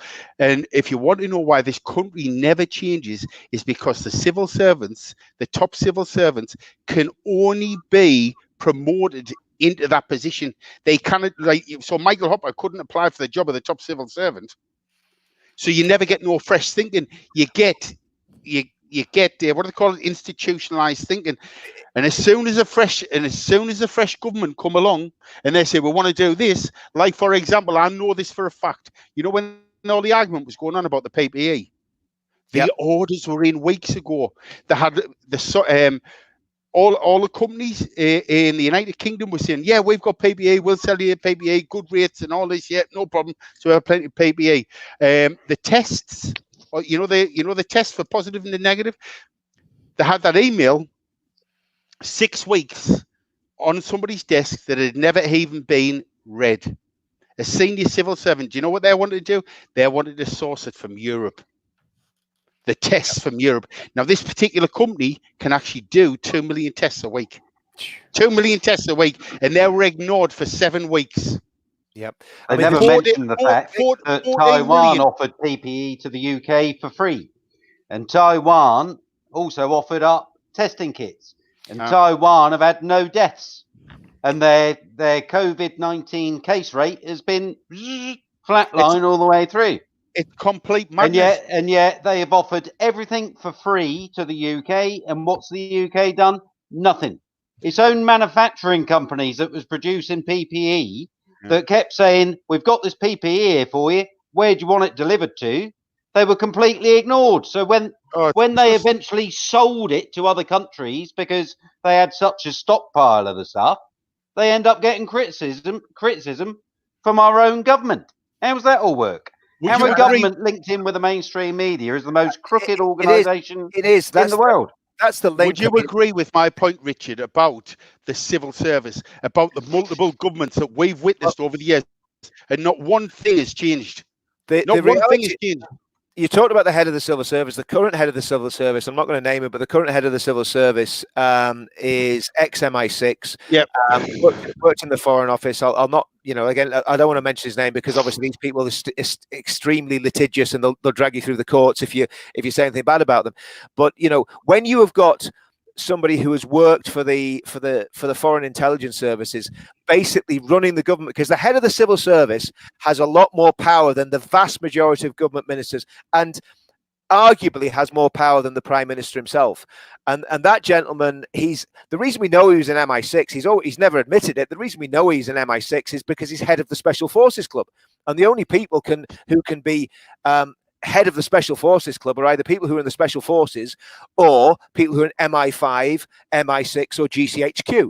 And we know he's in the Foreign Office. So we've got someone who is a Europhile, who is very friendly with the Saudi Arabians, who is an ex-spy, basically running the non-elected part of our government. Now, I think that's extremely chilling because he will have a certain way of looking at things that is not how we look at things. Let's just say it that way. And so we've always got to be reading into what happens at government level. And maybe even some of this disastrous handling of the COVID-19 crisis has been down to, let's just say, briefings that have gone awry, or as Simon was saying, reports and emails that have been missed and so on and so forth. While we're on COVID-19 and what have you, I don't want to go down the 5G nonsense road. I'm not even interested in that. No doubt we'll get a storm on the comments because I'm saying it's nothing to do with 5G. But what it is to do with is China and a virology lab that's leaked something. Whether it was deliberate or by accident is not really the issue. Why do you keep saying China? China. Why do you keep saying China? China. I'm trying to say it like Trump, China. It is the China virus, as Donald Trump said. You've got to love Trump, haven't you? I mean, he just makes mincemeat of those journalists because I can't believe the Spanish aren't asking for compensation over the 1918 Spanish flu. It's not Spanish flu. Exactly. It's not. Well, it wasn't. That was from China as well. Right. But the Wuhan flu, one of the things that amazes me, again, that the mainstream media have hardly mentioned the corruption in the World Health Organization, which Trump's noted, the corruption in China, the dirty tricks that China has pulled around the globe to cover up its part in this pandemic. I mean, the thing came from a government-sponsored lab in China, so I think it's pretty safe to say that it is the China virus. What do we think about this? What's going on with the mainstream media in China, and why aren't they talking about it? What the mainstream media doesn't tell you, Richard, is the fact that all the American diplomats were pulled out of China a couple of weeks before the coronavirus was advertised. So what does that tell you? Does that tell you that they knew that something was going on in China? Does it perhaps tell you that it was something that perhaps the production of a virus was in the States and then moved to China as part of the oil deal that goes on with the US and China, and then the in-house fighting that's going on between China and the US is all sort of part of that. And did they spend more than 30 seconds of airtime to state the fact that the Chinese ambassador to Israel was found dead the other morning, and that Israel were also in bed with the US? Did the mainstream media mention that too much, above sort of 30 seconds? I don't think so. So there's lots going on, and I think it's all to do with China's wish to sort of take over the world. They're buying up ports, port land, and shipping companies all over the world since Corona-19 or COVID-19 kicked in. They've been buying up all the companies off the stock market that have gone into a slump in the US, the UK, and the rest of the Western world. You know, is it just me that smells a bit of a rat here, or is there an actual rat? Well, again, we talked about it last time, Simon. I'll not take too much time on it again tonight, but the former Prime Minister, David Cameron, who was so much against Brexit, he spent the last year running around his chums in the city, the big investors in the city, trying to drum up investment for China's infrastructure project, the Belt and Road project, that wants to build ports, rail links, road links from China to the west to Europe. Thankfully, none of them bought into it, and I don't think David Cameron got a terribly good commission out of it at the end of it. So he wasn't doing a great job as a salesman. But the point is that a former Prime Minister was acting on behalf of what is quite obviously a hostile state. And I think we need to start, and I spoke to Micky about this, I think we need to start manufacturing our own stuff. We need to stop importing junk from China, make good quality stuff. If it costs a bit more, so be it, and start keeping the money that goes out to these foreign powers within the UK, and then we might have some chance of prospering. Let's be protectionists. Let's follow on from what Trump said and what Trump's done. We've got a big population. They all need goods and services. Why do we have to outsource them to China and goodness knows where else? We've got a big China. They've got such a big manufacturing base. They've got a cheap manpower pile that they can feed off. They're burning a shed load of oil every year for that manufacturing process. 16% of their oil is supplied to them by the US because they can only supply 4 million barrels a day of their own oil. So the rest of their oil comes from Russia, Iran, Saudi, and the States. Saudi. Yep. So everybody suddenly has got an interest in China, and China, as a result of that, has got an interest in everybody else. Rolls-Royce talking about laying off a load of people now because of COVID-19. How long now will it be before China move in and try and take over BAE Systems, etc., exactly. Which is all partly owned by Rolls-Royce? I mean, you're actually assuming that, rightly or wrongly, I don't know. You're actually assuming that, all right, China's bought all this stuff. What do you think is the truth will come out to a certain degree, as long as the money doesn't bury it. But that's down to us to find that truth, and we're the customers. There's no way. If this was something, if this was some sort of conspiracy to get it out to the rest of the world, I don't care whether I'm sitting in an empty house growing Brussels sprouts. There's no Chinese product will get into my house. Absolutely. And I'm not alone. I've spent the past 4 weeks. I've had, I fit CCTV for a living. The only inquiries I've had of people saying I only want British cameras, British hard drives. Yep. You would not believe it. I've sent emails all over the place. I've got loads of British assemblers. Yep. But I've got nobody that produces a motherboard with a chip in this country. Yeah. And I want a CCTV supplier. I want to see. Yeah. I think this is what we need. This is what we need to do. We need to get back to the buy. I remember in the 70s there was a Buy British campaign. Do you remember that? I was a tiny little child. Oh yeah. Because Buy British, little Union Jack and a heart on it. We need to get back to that. Why not buy British? Why do we need to bring junk in from all over the world? Let's make our own junk. You know, if it's going to be junk, we'll make our own junk. We'll pay people. And again, it's a similar thing with the mass immigration. When we have mass immigration coming in, we have people coming into the country. So much of the money that they earn is going back out of the country. It's going back out through these little corner, you know, money exchange shops and so on and so forth. And again, it's draining our economy and making us poorer. And obviously, you know, you've got the huge problem with the black economy there as well. I mean, when I talk about the black economy, the illegal economy, where people that are just getting cash and sending it all over the world, when it should be staying here. They should be paying taxes in this country, and the money should be staying within the UK. What about the Piccadilly Mosque, guys? I mean, Michael, I was talking to you about this yesterday. That is 100% nailed on. You worked in that place, didn't you, mate? Yeah, there used to be a shop called, I think it was Covent Garden General Stores, and they had one in Covent Garden and one down at Piccadilly in Oxford. And I used to wander around. A very funny story about walking up Soho, but I'll tell you that about another time. But the Trocadero, I used to work in the Trocadero, and they had all sorts of interesting little businesses in there. There was like a 3D cinema, and there was like a scientific fair thing. They had the general store, and it was all very London. Do you know? Because I only lived down there for a few months, but I remember going in and thinking to myself, "Oh, this is what London's about." Like, you know, like sort of quite excited about the whole thing. So when I seen the news of that breaking the other day, I thought, this cannot be true. And there also seems to have been some sort of devious plan to actually conceal it. Yep. So the motivation, one, why conceal it? Because there's going to be an uproar. Now, honestly, I'm not. We've discussed this before about God, and it's like sort of, you know, everybody who has a God says that the other gods aren't real, and it's, you know, I don't want to get into theology argument, because I have like a moral compass, mind and heart, and it's like I'm going in the right direction, and I feel like that's driven by something more than me. Sometimes, you know what I mean? It stops me doing things that I want to do, because the mind and heart working together, a moral compass. But this mosque thing, I just don't.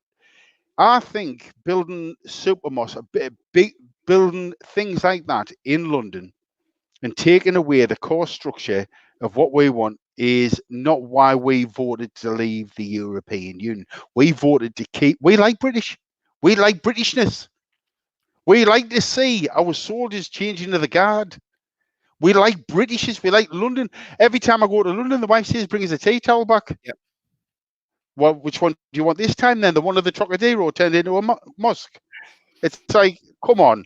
It's beyond a joke. And the fact that they've even put the application in seems to me, it seems to suggest that they're just flat. I mean, we've all been to Hyde Park, and what's going down at Hyde Park is criminal. I mean, I think this is the thing. I mean, one of the problems that we've got in this country, and this might sound a little bit condescending, but it's just the truth.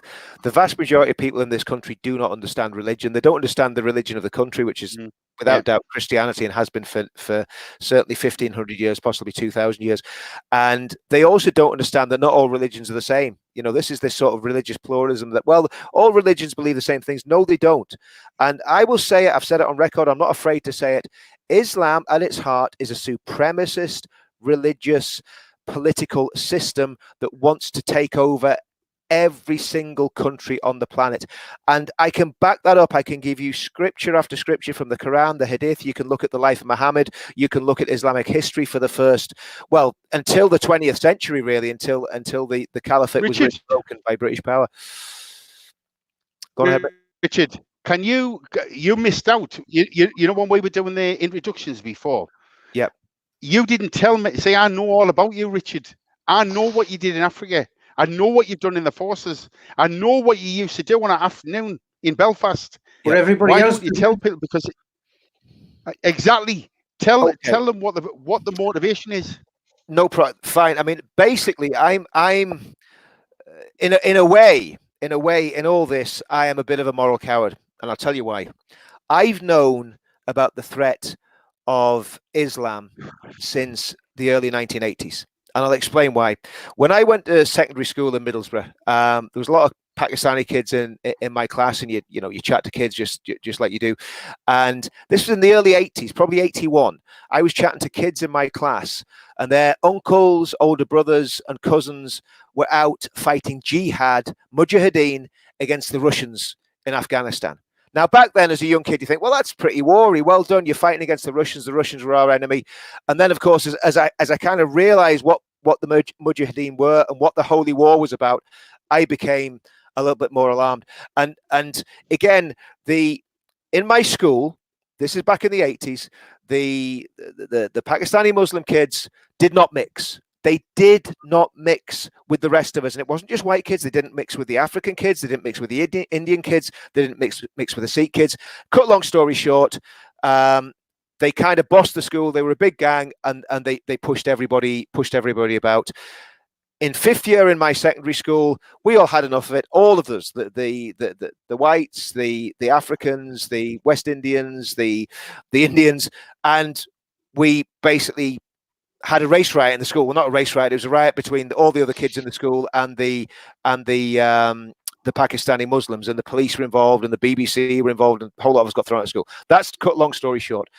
When I joined the army, went to Belfast in 87. I went to Belfast and I saw a divided community. And I look back to what I just experienced in my school with a very, very definite religious and racial dividing line that wasn't brought about by the whites or the West Indians or the Indians. It was brought about by the Pakistani Muslims. I know this is a lot of people are going to find this unpalatable. Well, tough. It's just the truth.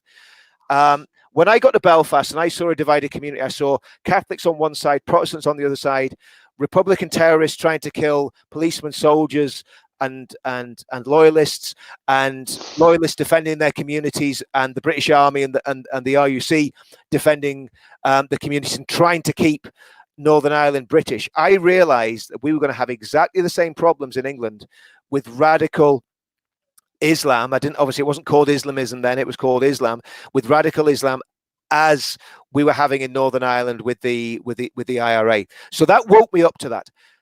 Fast forward again another few years, and I had a very deep religious experience. I'm not going to go into that now, but I had a very deep religious experience, and I became a Christian. Started reading my Bible, started going to church. When I started reading the Bible, I came to a conclusion that if I believed this book, then I would act on what this book told me. Now, that's fine as long as that book is telling you to do good things. If the Bible was telling me to do evil things and to carry out murder in the name of my religion, well, then there would be a bit of a problem. Then, when I saw what was happening in the Middle East and things getting worse and worse, and remembered my experience back in Middlesbrough in the 80s, I read the Quran. This was probably, I don't know, about 97, 98. And I realized that there was a big problem with the contents of the Quran, because the people don't understand the difference when it comes to religion. The Bible is obviously made up of the Old and New Testaments. It's made up of poetry. It's made up of history. It's made up of commands, yes. But there's lots of different genres of literature within the Bible and within the Christian scripture. And really, all of the scripture is abrogated by what is in the New Testament. In other words, the sayings and the teachings of Jesus, which are about love and forgiveness, and yes, about final judgment, but primarily about loving your enemies, loving your neighbor, and so on and so forth. Now, when you read the Quran is the complete opposite of that, because the Quran comes along and says, these commands are for you for all time. And what you find in the Quran is that the most violent commands, the commands for jihad, the commands for domination, abrogate the more moderate verses in the Quran. And that's not me saying that this is Islamic scholars telling me this. So, to cut a long story short, not all religions are created equal. And within Islam, you have a huge problem. In fact, it's a bit of a miracle that there aren't more Muslims taking up the sword and getting involved in jihad, because it could be argued very, very clearly that the jihadists and the people that are wanting to wage war in the name of Allah, in the name of Muhammad, they're the ones that are interpreting correctly, and the ones that are just going about their lives wanting to earn money for the family and all the rest of it, well, according to the jihadists, they're not true Muslims. So that is my theological basis for what I do. It's not that I am bigoted against Muslims. I have nothing against Muslims whatsoever. My problem is in the source texts of the Quran, the Hadith, the life of Muhammad, and the history and theology that makes up Sharia law. Now, I put that into context to prove that I'm not an anti-Muslim bigot. I'm not going to tell you the country that I was involved in, but for, I think, 10 years, I was involved in ploughing a huge amount of my personal money and going out to this country in Africa, 70% Muslim country. And what we were doing was we were feeding and helping African children that had been abandoned or that were in hardship, and basically taking the good news of Christ to those people in that African country. And to be quite honest with you, again, not all Islam is the same. The Islam in this country that I was visiting was very moderate. It wasn't the hard Quran believing Wahhabi Salafi version that you see on the streets of Bradford or on the streets of Burnley or wherever it is that you happen to go. So the point is that if you take the texts of Islam literally, that is where the problem comes. And obviously, the people that do take those texts literally say anybody that isn't a proper Muslim. And that's the problem that we've got with Islam. And the only way to solve that is doing things like David Woods does, like Tommy Robinson does, like Robert Spencer does, and actually critiquing the texts of that religion and saying what's wrong with it. Because I'm quite happy for people to critique the text of the Bible and say, what does this mean? Does this mean that we've got to go and do X, Y, and Z? And you can quite happily say, no, it doesn't mean that. This is exactly what it means. But that's the problem. If you cannot put that religion under the microscope, and obviously what's happening when we see the way Tommy's been treated, we see the way people like Geert Wilders have been treated, where they're not allowed to even come into the country to say what they think. Then we realize that the power that religion have is very, very substantial in this country. So that's kind of my story. I don't know if you want to comment on any of that, Mick, because obviously I might have missed bits out. But yeah, I want to know what you were shouting about on the corners in Belfast. Oh yes. Yeah. Well, that's an interesting thing. I mean, I preached on the streets of Northern Ireland. I think for 15 years. I spoke about Islam extensively in churches throughout Northern Ireland. Of course, Northern Ireland, back then, there weren't too many Muslims in Northern Ireland, so people just looked at me rather strangely, thinking this man's lost his marbles. Why is he talking about this strange religion that's never going to impact us? But I kind of had a feeling it would impact them before long, and I think that's been borne out by history.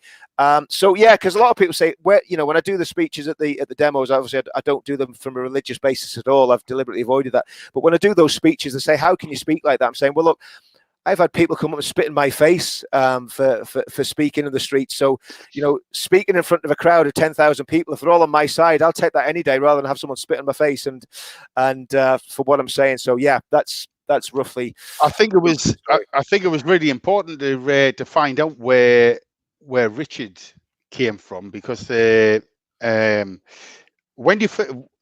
you're clicking onto this content for the first time and you're listening to stuff like this, it's sort of like me 3 years ago. That's not right. No, that's not. And it's about people who live in areas that are really badly affected don't need to be awakened. They have been awake for years. They're waiting for the rest of the country to stand up and say, right, finally, let's do something about this.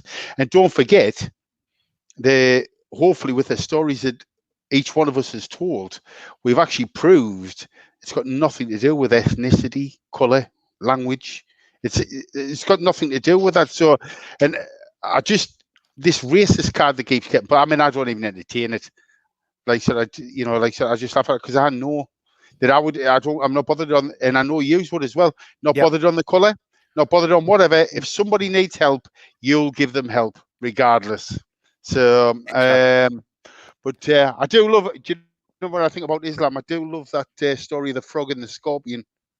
Where it's going across the stream, and he says, "Have you heard that?" Yes. Yeah. So, but everybody's probably heard of it. But it's just in me nature, and I just think I wonder. So the deeper I go into this, the more stories I uncover. But do you know what is quite horrific as well? Is the stories that we uncover about some of the bad people that have lived in this country. So we're not like trying to cover anything up, but do you know what it is? I'm not ashamed of who I am and the heritage, because without that heritage, we wouldn't have arrived here. I mean, let's talk about slavery. Yeah, we were the first ones to abolish it, I believe, weren't we? absolutely. Yeah, and it was actually William Wilberforce was a Christian gentleman. He made it his life's mission to abolish slavery. And of course, when the story of slavery is told, it's ignored the fact that in West Africa, which is where I actually worked, in West Africa, slavery was endemic, and a lot of it was the Muslim Arabs started the slave trade in Africa, in North Africa, and it spread down to West Africa, and it was tribal, yes, but it was also religiously motivated as well. And of course, that's completely ignored. That what was happening was the African slavers were selling slaves to the British slavers. Both groups, white and black, were carrying out completely reprehensible behavior, but it was a white Englishman who stood on this ticket. And we're talking about politics making a difference. I think it took him 40 years, and I think he was on his deathbed. I think he was actually dying when he got the word that slavery was abolished. And so the story of Wilberforce is a fascinating story, but he did it because of Christian principles, because he read the Bible. The Bible says that all men are made equal, and we shouldn't be having slaves. Now, obviously, back in those days, other people would have tried to use the Bible to justify slavery, but yeah, it's a long and complicated story. But it was an Englishman, and then the Royal Navy went round for 50 or so years, sinking slave ships and rescuing all the slaves. Well, I'm so pleased you mentioned the Royal Navy, because I want to talk about the devil, Nigel Farage. Nigel, all is forgiven. Absolutely. Let's talk about Nigel and the invasion of the new Battle of Hastings, the invasion by people coming from France in little boats. That's happened before and didn't end well. An arrow in the eye. I haven't actually seen the footage that he wasn't allowed to show. I've seen the live Facebook thing, and he's saying, "Look, it's happening now." But they've actually got some better footage apparently. So if anybody that doesn't know, that is basically it. That is basically the footage. Yeah, where do you want to tell us? You tell the story just in case anybody. Yeah, basically, Nigel Farage went bobbing around in our waters. So 6 mile waters is what we have, and then France have 6 miles water. So if you're between sort of Calais and Dover, which is 22 miles, take off the 2 6s, that leaves about 10 miles of international water in between. So Nigel Farage was sort of between the 6 mile, about to enter into the international part, and he could see the French Navy herding people across. They call it supervision, but they were basically herding the migrants out of French waters across the international waters and into our waters. When he approached them, and he got quite close to the boat, at one point was actually thinking of throwing them a rope and towing them back out, I think. But the French Navy turned around and said, "Don't get involved. And if you try and film the handover between the French Navy and our border force, you can be arrested and charged." So the whole thing happened, and basically those migrants are now on land. Now, I'd love to know what law. Well, I'd like to know what law as well. And if you're out in the international bit, if he had perhaps pushed out half a mile, he would have been out in the international bit, and he's not then down to anybody's law because he's in international waters and then under the Admiralty flag. So the whole thing's a bit sort of wishy-washy as far as I'm concerned. Theresa May, she started all this business back in 2018 with a thing called the Sandhurst Treaty. She invited President Macron from France across to England. They met at Sandhurst. The French national anthem was played. The French tricolour was hoisted above Sandhurst Royal Academy. And they had their couple of days meeting, resulting in the Sandhurst Treaty. It cost the British taxpayers somewhere in the region upwards of about £150 million. That money was paid across to the French and indeed sort of Brussels. And that money was to be used for enhancement of fences, detection devices, and manned security in the channel ports of mainland Europe to prevent these people coming across. So as a result of that, it's clearly failed, because now the French are escorting them across once they're in the water. So we paid that 150 million quid for absolutely nothing. If you research it, and you can research it on gov.uk plus various other sites, including several French sites that give the information out there in the English language. And she was more interested, would you believe, in President Macron turning around and saying, in 2022, we will loan you the bio tapestry. And she was more interested in that. And I can't understand why she's getting so excited about England sort of having the bio tapestry in country for the first time in 900 years, when it celebrates our defeat. When King Harold was shot through the eye with an arrow on the Norman invasion in Norman invasion in 1066. Yep. But that seemed to take precedent over the actual treaty, which was about control of the borders and prevention, or making it more difficult for immigrants to bob across the channel and come to us. At the end of the day, this is a 230-foot long rug, probably moth-eaten. You probably had some English knight jizz over it at some stage in the past. Why the hell would we want that bloody thing over here? You know what I mean? And it costs us 150 million quid to have it here. Yeah, I find the whole thing bloody really distasteful and outrageous, and it really bugs me. And if they want to sort out the really, Simon, you don't say it. If they want to sort out the unemployment problem, which is growing by the minute because of COVID-19, well, let's employ a load of ex-Royal Navy, a load of ex-Royal Marines, and have them patrol our channel. Common sense politics. And stop these migrants coming in, and stop the Navy if needs be. Stop the bloody French Navy herding them across. The whole thing's outrageous. Anyway, I'm flying off on one. So yeah, no, it's great. That's great. So, I think we should probably just get the bio tapestry across here on the 12th of July and just burn it on a bonfire. Burn the bastard thing. Yeah. As long as 230 foot long sounds like a good idea. But in all seriousness, sorry, go on ahead, Keith. It says as long as they wash it first. I tell you what, those Normans have got a lot to answer for, you know. Even now we know what the soldiers do when they come round your house. Exactly. Literally. And in addition to that, she also agreed to loan the French 2 Chinook helicopters to go over to Mali in Africa to help the French counter a terrorist insurgency. Yeah. For free. We actually paid them 150 million quid along with 2 helicopters to have this treaty signed off, which clearly isn't working. Do you know, we negotiate with different countries for all sorts of things. And do you know what? I've said this many a time, and I love bananas. But if I didn't have to eat it, if I couldn't get another banana, it wouldn't bother me. What I'm saying is, we need to concentrate on this country, what we can produce and what we can do.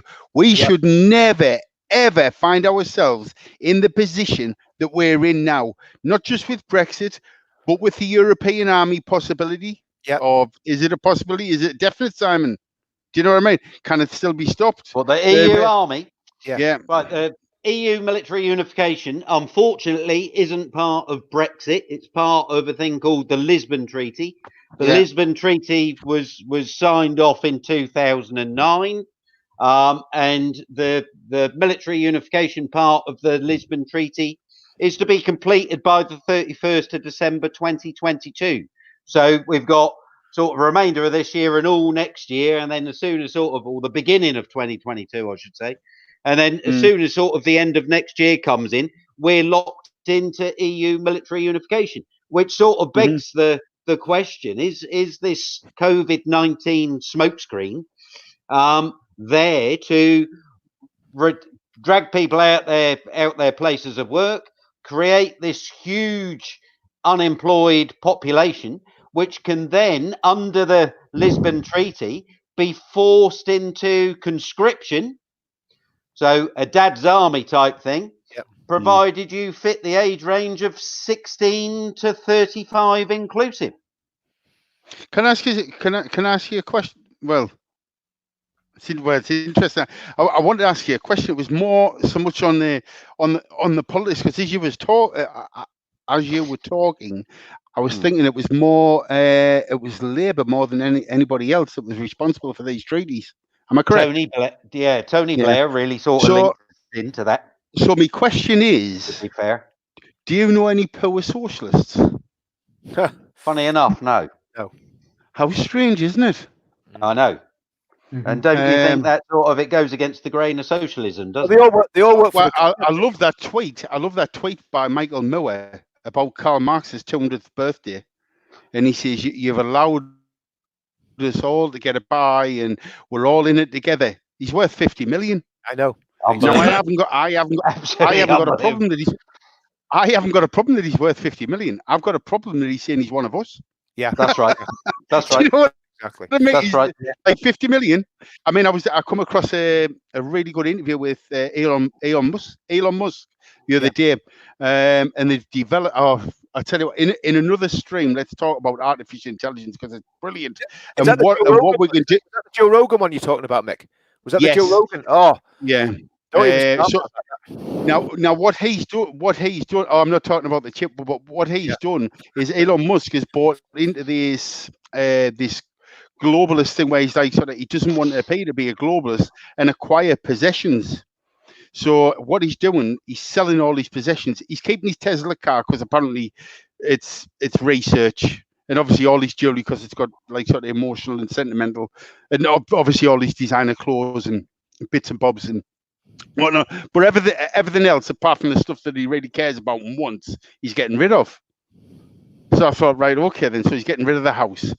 Now he's renting a house. So is he trying to help somebody poor make more money to get up?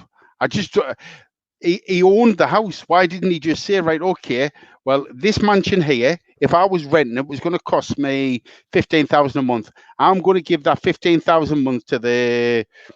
I'm not even going to say anybody in Africa, because we've got so many problems at home now. When we talk about charity begins at home. Now, when I walk down the street and they're shaking the tin, I go over and I look at that tin. If that tin says local charity or helping kids, don't even question it, just put the money in. If that says Africa, I have watched less than 5 minutes television, like normal television as we know, like 1, 2, 3, 4, 5, the normal channels. Less than 5 minutes since we went into isolation 8-9 weeks ago. Less than 5 minutes. Everything else has been on demand, YouTube. I told you about hotboxing Mike Tyson and Joe Rogan. Really, really interesting chats. I mean, are we up there with them? Probably not. But I've actually found your conversation tonight very engaging. We've got to start somewhere, Mick. Do you know what I mean? And at the end of the day, we haven't had a huge number of people watching live, but there'll be a lot of people watching the recording. But the ones that have watched live, most of them have stayed on channel, because we've still got 54 people watching, and we had 60, I think, when we started. So we've lost, half dozen. So the point is, these things, these conversations help to get our point across, but they also make people think that maybe don't know what we're about. And if we can come across with a good reasoned argument, which we can, I think that's half the battle. We're going to have to finish off soon. I mean, I could go on for another 3 hours, but I'd probably get thrown out the house. But Nick, tell us, brother, what solutions have you come up with? I want you to particularly go into the idea of getting independent MPs into Parliament and how we could do that. And again, Keith, if you want to come in on this, just with what you've managed to do with at the council level. So, Mick, if you want to start off on your idea, and then Mick, if you could, Keith, if you could. So, whenever I think about doing something, I always try and apply basically a rule of strategy. You know that I think is it Rudyard Kipling, The 6 Honest Men, what, when, why, how, where, and when, or something like that. So you apply these 6 questions and try and work out, look, how we're going to get over there. How we're going to get over the hill. We've got turrets on the top. We've got turrets on the side. How we're going to get in there. So don't come in there, Simon. I not with the big guns. But so what I think is we need to choose the path of least resistance. Now, that's not the least resistance to us, but it's the least resistance for the people who they can vote for. I would like to see, when we come up again, I would like to see Keith stand as an MP and all of us up in Sunderland, like, sort of get behind him, and really push in there. But I want to say, Keith, what I've found out over the past 3 years, it's people I'm following. It's people I'm leading. It's people I stand next to. We're all in a different position on a daily basis. Let us be the people that, like, sort of, that stand and speak up for this country. And we need people on local councils. So yesterday morning, anybody that's friends with me, you might be saying a live stream, and I told a story about a Labour councillor that would not support an application where there's a pot of money to save our local post office. Now, we've already lost our local bank, and the footfall in that high street, like, sort of reduced dramatically. If we lose that post office, the rest of them shops might as well pack up. And now, I don't know what it took for that person to send the letter to the council to ask for help. I presume that will be very hard. Now, for this city councillor, Labour councillor, to turn round and just dismiss it, and he dismissed it like that with a sideswipe. I'm on this council as a parish councillor. I cannot comment as a city councillor. Well, I would love to know how he compartmentalizes his brain and says, I shall not take the information from this meeting into that meeting. He cannot do it. If you walk into a room, somebody said, you cannot change the world. I've already changed it. I started breathing. So we can all change it together. How much we change it is whether we're prepared to stand up and be a councillor, be an MP. And if you don't want to do that, just get out and show your support. Half an hour, leaflet your street, go down and talk to your friends and say, I know that guy, I know that woman. And that's how we get it, and we build up. I love this word. And I'm going to destroy the organization if we ever get into power. Momentum. Yeah. We need to build, because that's a fantastic word. It is a fantastic word. It's been hijacked. It's been taken away from us. That, just like the Labour Party, it's been taken away from the working class people. And this is what we're talking about. We're talking about being able to protect our local communities. So we need to be standing in the council. We need to be standing as independents. Whatever you feel comfortable campaigning for. The one thing I noticed was when you stand underneath an umbrella, you get whatever that umbrella gets. Simple. So if you stand by yourself, what I love about standing by myself as an independent or a series of independents, you cannot hide. You cannot hide behind a party. Now, this guy, that example I just told you about, I think he's going to hide behind the party whip and says, we have to take everything back to them before we make a decision. If you vote for an independent, and UKIP as well haven't got a party whip, UKIPers can do whatever they want. If you vote for somebody that hasn't got a party whip, they've got nowhere to hide when you elect them into office. And you elected them in on a set of promises they said they would do, and you push them and you help them deliver them promises, and they will do, because they are one of us, and we're all in it together. And that's the way I see us winning this battle, and we are winning. I tell you what, I'm not into conspiracy theories at all, because a conspiracy theory to me is a fact that's been yet to be proved. Now, if it gets proved, I'll go, right, okay, that's a fact, great. But imagine this for a conspiracy theory. We're doing so much damage, the centre right of politics, that the left have had to shut the world down just so they get a breather. Yeah. Yeah, you don't know, do you? I mean, that conspiracy theory isn't possible, isn't it? I mean, I think conspiracy.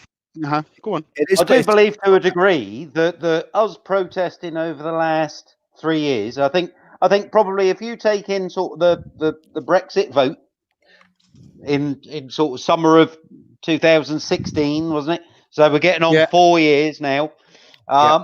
I think that's when sort of the people of the United Kingdom started to have a voice, and they started to make that voice louder somehow. And then the following year, what with the atrocities and other injustices of perhaps the government not reacting the way the people expected them to react with regard to Brexit and other issues, I think the voice has got louder and louder and louder. And I think you're actually 100% right there, Mickey. I think we've terrified them to such an extent now that they're actually afraid to do too much with us being able to see it.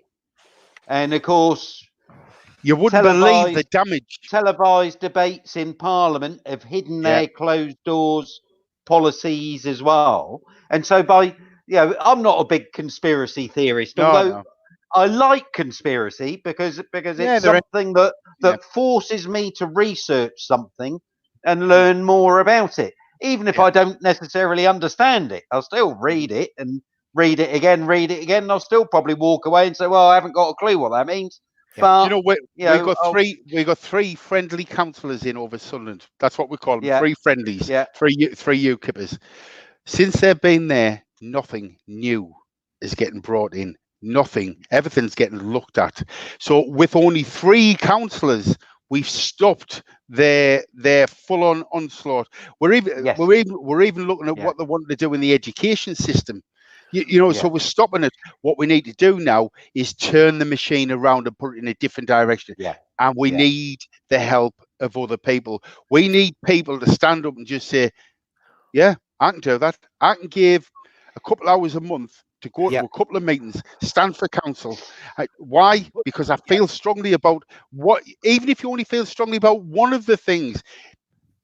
For me, ideally, you want a safe community. If you want a safe community, you've got to stand up and say, I say no to drugs. I say no to violence. I say no to crime. And I say no to this left-wing agenda of brainwashing and indoctrination. That's what you need to do. Just stand up and say, now you're talking, Mickey. Now you're stand talking. up in the living room. Exactly what you have to do. You've got a pair of lips in the front of your head for a reason, haven't you? I want to read John's comment here, because obviously me and Simon did a feed with John, and John set up a group on Facebook called Vote Pool, which was a very, very similar idea to what we're talking about now. And John just says local people must be put forward for election. Meantime, people within the communities need to work as a team, which is exactly what you're saying, Mickey. Ensuring the nominated person gains support within the local community. We have exactly the same problem in Northern Ireland with the politics as you guys. In fact, it's actually worse in Northern Ireland with the politics than what you guys have in England. And we're gonna look at this. I've been speaking to John and other people, and we're gonna look at a way that we can shake them all out of their complacency. And I think it is absolutely doable that if we get enough momentum, like you say, Mick, that's a brilliant word, and we can get people behind us, we can get people on the councils initially, and then Keith, you're going to be the MP for Sunderland next time. You're going to walk in there with Tommy Robinson and Anne-Marie Waters, and no doubt we can get some other deplorable that everybody will hate to walk into Parliament. We'll have to get some life rafts then, Keith, for when they're all jumping in the way. So Keith Jenkins MP, MP, Tommy Robinson MP, and Anne-Marie Waters MP. That's what we want to see next time, guys. Are we ready to call it a day there, or do you want to keep on going a bit longer, or are we going to wrap it? Yeah, I'm all right. Just one last thing. John Yates needs to do more live streams. He does. I agree with that. I caught a live stream a while back, and it was about false passion. Yeah. And I remember just really enjoying it and being engrossed in his streams. The man's obviously got a wealth of information, and for people, although I'm a man that's travelled through life, very intelligent man is our John. Yeah, and it comes across that way. Very knowledgeable about the systems at play, and we need to use that kind of knowledge to help. I mean, these guys have been doing it since they were eggs. You know, like with all the troubles in Northern Ireland. Do you know what I mean? John will appreciate that one, Mickey. He will appreciate that one. We've had it easy in this country for so many years, and I think that's what the problem. There's no goat show. Yeah. The next generation are going to be lean mean fighting machines, and I don't mean that in a violent way, but they're not going to sit back.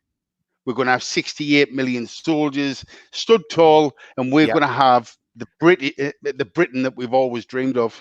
Exactly, and there's Graham Stringer for Britain. He's going to be standing in 2021. So if you're watching this and you're in Graham's area, Graham, if you just want to put up where you, well, I don't know if you want to put up where you're from, but if you want to give us an idea what area you're in, and let's get people to support the likes of Graham and everybody else that's going to actually put the head above the parapet. And look, you've nothing to lose. At the end of the day, if you don't win in this election, you stand again. Look how long it took Abraham Lincoln to become president. It wasn't his first shot, you know. So yeah, guys, that was brilliant. Keith, have you any closing thoughts there, brother? Just to reiterate what you're saying, everybody's got to stand. I'll tell you a quick story. There's a councillor near to where we are. He had his own scaffolding company, and he was contracted to a local council, £1 million a year. He had 20 lads on, and he had a disabled son. And he had a bit of a carry on with the council, and he took them to court. And within a couple of days, he lost his contract with the council. Now, obviously, you blame this with taking it to court and what have you. And this gentleman, well, he got very, very, very angry, and he drove his scaffold wagon through the council building. That was in 2011, and he is now an elected councillor in that council. And obviously, they hate him, and he stands there and he just gives them it every week. And I'll tell you off air what he told us something what you can do regarding looking at finances and what have you, which I've got a couple of things ongoing already with the council, or isn't in the public yet. Once them's finished with, I might have a look at this one. Just keep them on the course. Top man. No, The Labour Council in Sunderland, I've got I'm in talks with one of the heads and the city solicitor about something that's happened in previous years regarding finances to a certain organisation. You little chinga. Yeah. What's you that, little chinga. Well, you're going to bring the House of Cards down, aren't you?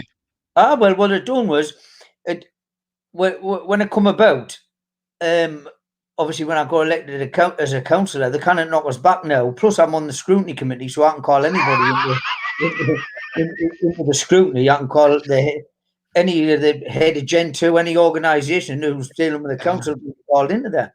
So I mentioned this organisation and about money, and they wanted us to take it to the scrutiny straight away. And I wasn't ready to go. I'll go when I'm ready. So obviously I've been in talks, and they keep asking us to go in and talk about it. But I'm not.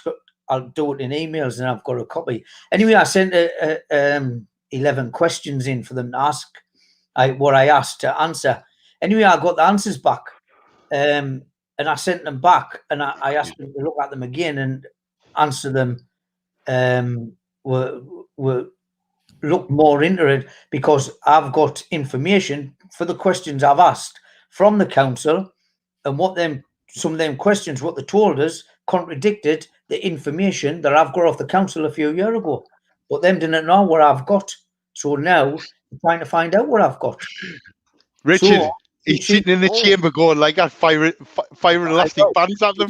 It's creating absolute havoc. Cheers, absolute havoc. And now, obviously, that's what I was referring to earlier when I says I sent them another email. They think I've gone away, but I haven't.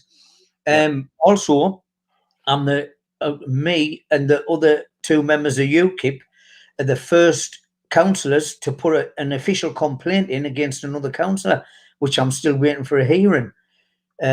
Because what this other councillor did, there was a briefing being held in Sunderland in the Civic Centre, which all got an internal email for, and this certain councillor replied back on the email.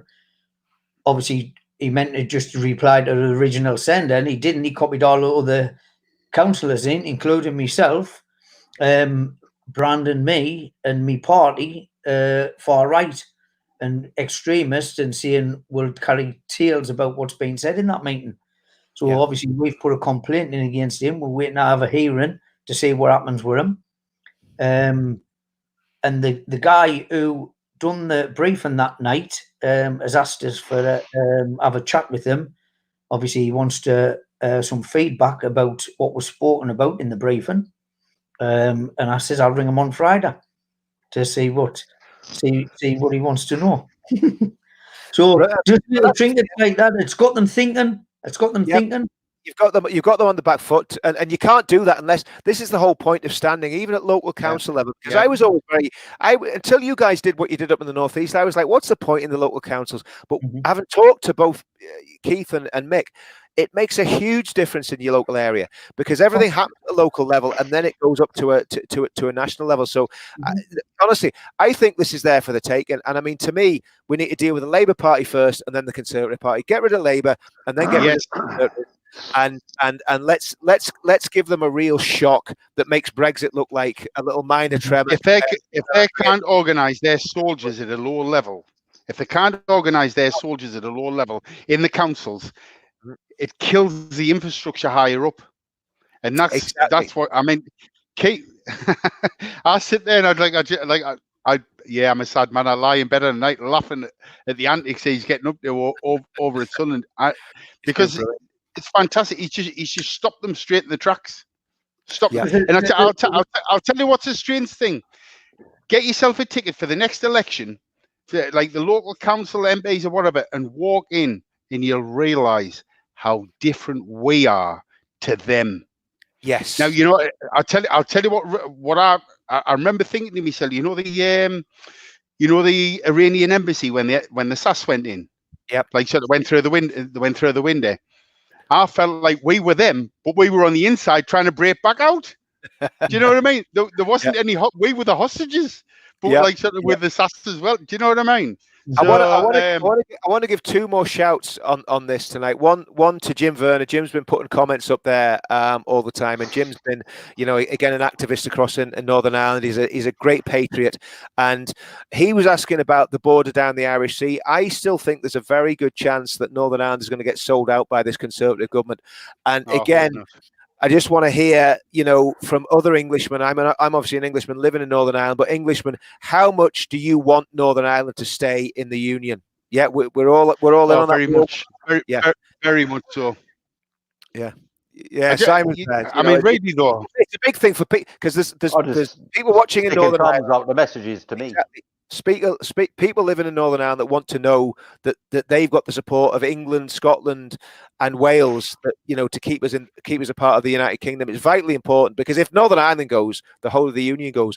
And finally, this Graham Stringer's been on, and he's going to be standing in Barnsley. So if anyone's in Barnsley, try and find a way to get in touch with Graham Stringer, whether it's on Facebook, some other social media, and we'll basically let's get a full Britain councillor into the council in outstanding there, Graham. Outstanding. Barnsley, what a great part of the world, anyway. Good, very high in tradition. It's Yorkshire. It's good Yorkshire land, and I'm the sort of guy that I just love everybody. I'm just a big softie. I don't care whether you're from England, Scotland, Wales, or Northern Ireland. Yeah. You can be from wherever you like, as long as you sort of sing off the same song sheet as me. Yeah, I'll always sort of be stood 100% by your side. So Graham Stringer running there in Barnsley, hats off to you, mate. And the fact that you've got how many? 4 flags flying outside your house? 5. No, he's got 6. 6 altogether. No, 5. Oh, 5. It's 2. 5. He's got 4 altogether. It's a 5 by 3. 4 Britain flag and 3 other flags. 4 in total. Well, you can't beat that, can you? And just to dispel the legend, yes, you are allowed to fly a flag outside your house. Absolutely. It isn't illegal. The only thing it's illegal is you have to get planning permission for your flagpole. But if the flagpole is detachable or could be put down at night, they can't deny your planning permission. So there's a top tip, and that's on a gov.uk website. I'm quite happy to send you the link on that one, because I'm a bit of a rebel when it comes to the flag. So anybody's flag, If you support your own flag, great. But I'd prefer it if you supported mine.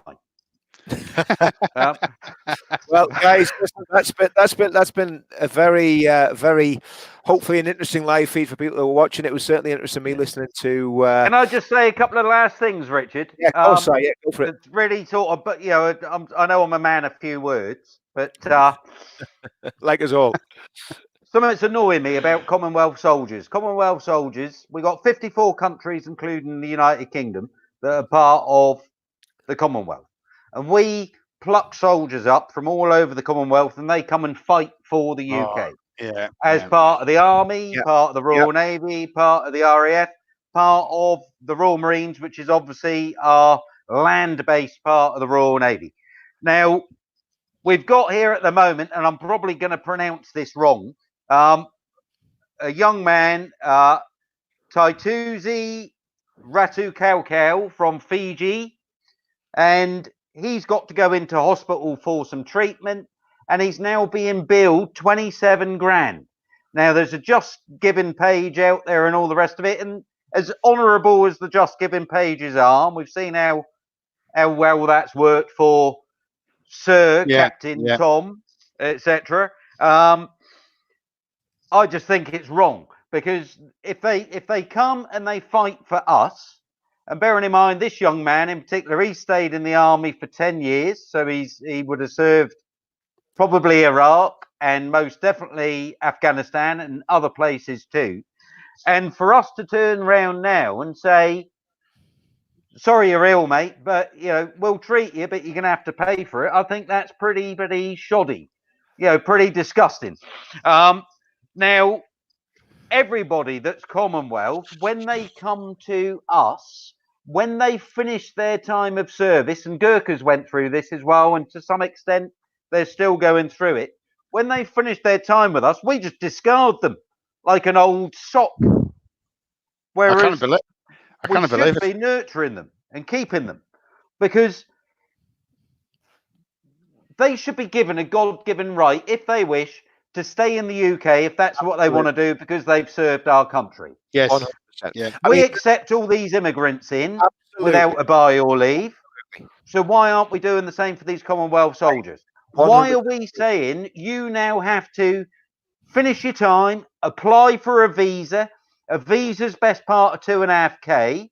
If they're a family of 4, so the soldier, his wife, perhaps a pair of kids, chances is those kids have been born in the UK as well. He's now 10 grand out of pocket applying for visas, and there's no guarantee he's going to get that visa for his family to stay. Instead, we just move him back to wherever he come from, which is not too different to slavery, really, is it? Despicable. It's absolutely despicable. And I mean, we had the same. Got to be dealt with this. We've got to hit this absolutely head on. Whilst I'm on that roll, I'd just like to say to everybody, anybody that's on here is singing off the same song sheet, and that's great. And the only way we can make things work is to go down the political route, as these two gentlemen have already said. And we've got to stand together as one. And we need to fight together as one, not necessarily physically, but we have to fight for everything that we have these days, because it's not just given to us anymore. It's not a God-given right anymore. And our Constitution and the Magna Carta and everything is just going down the Swanee.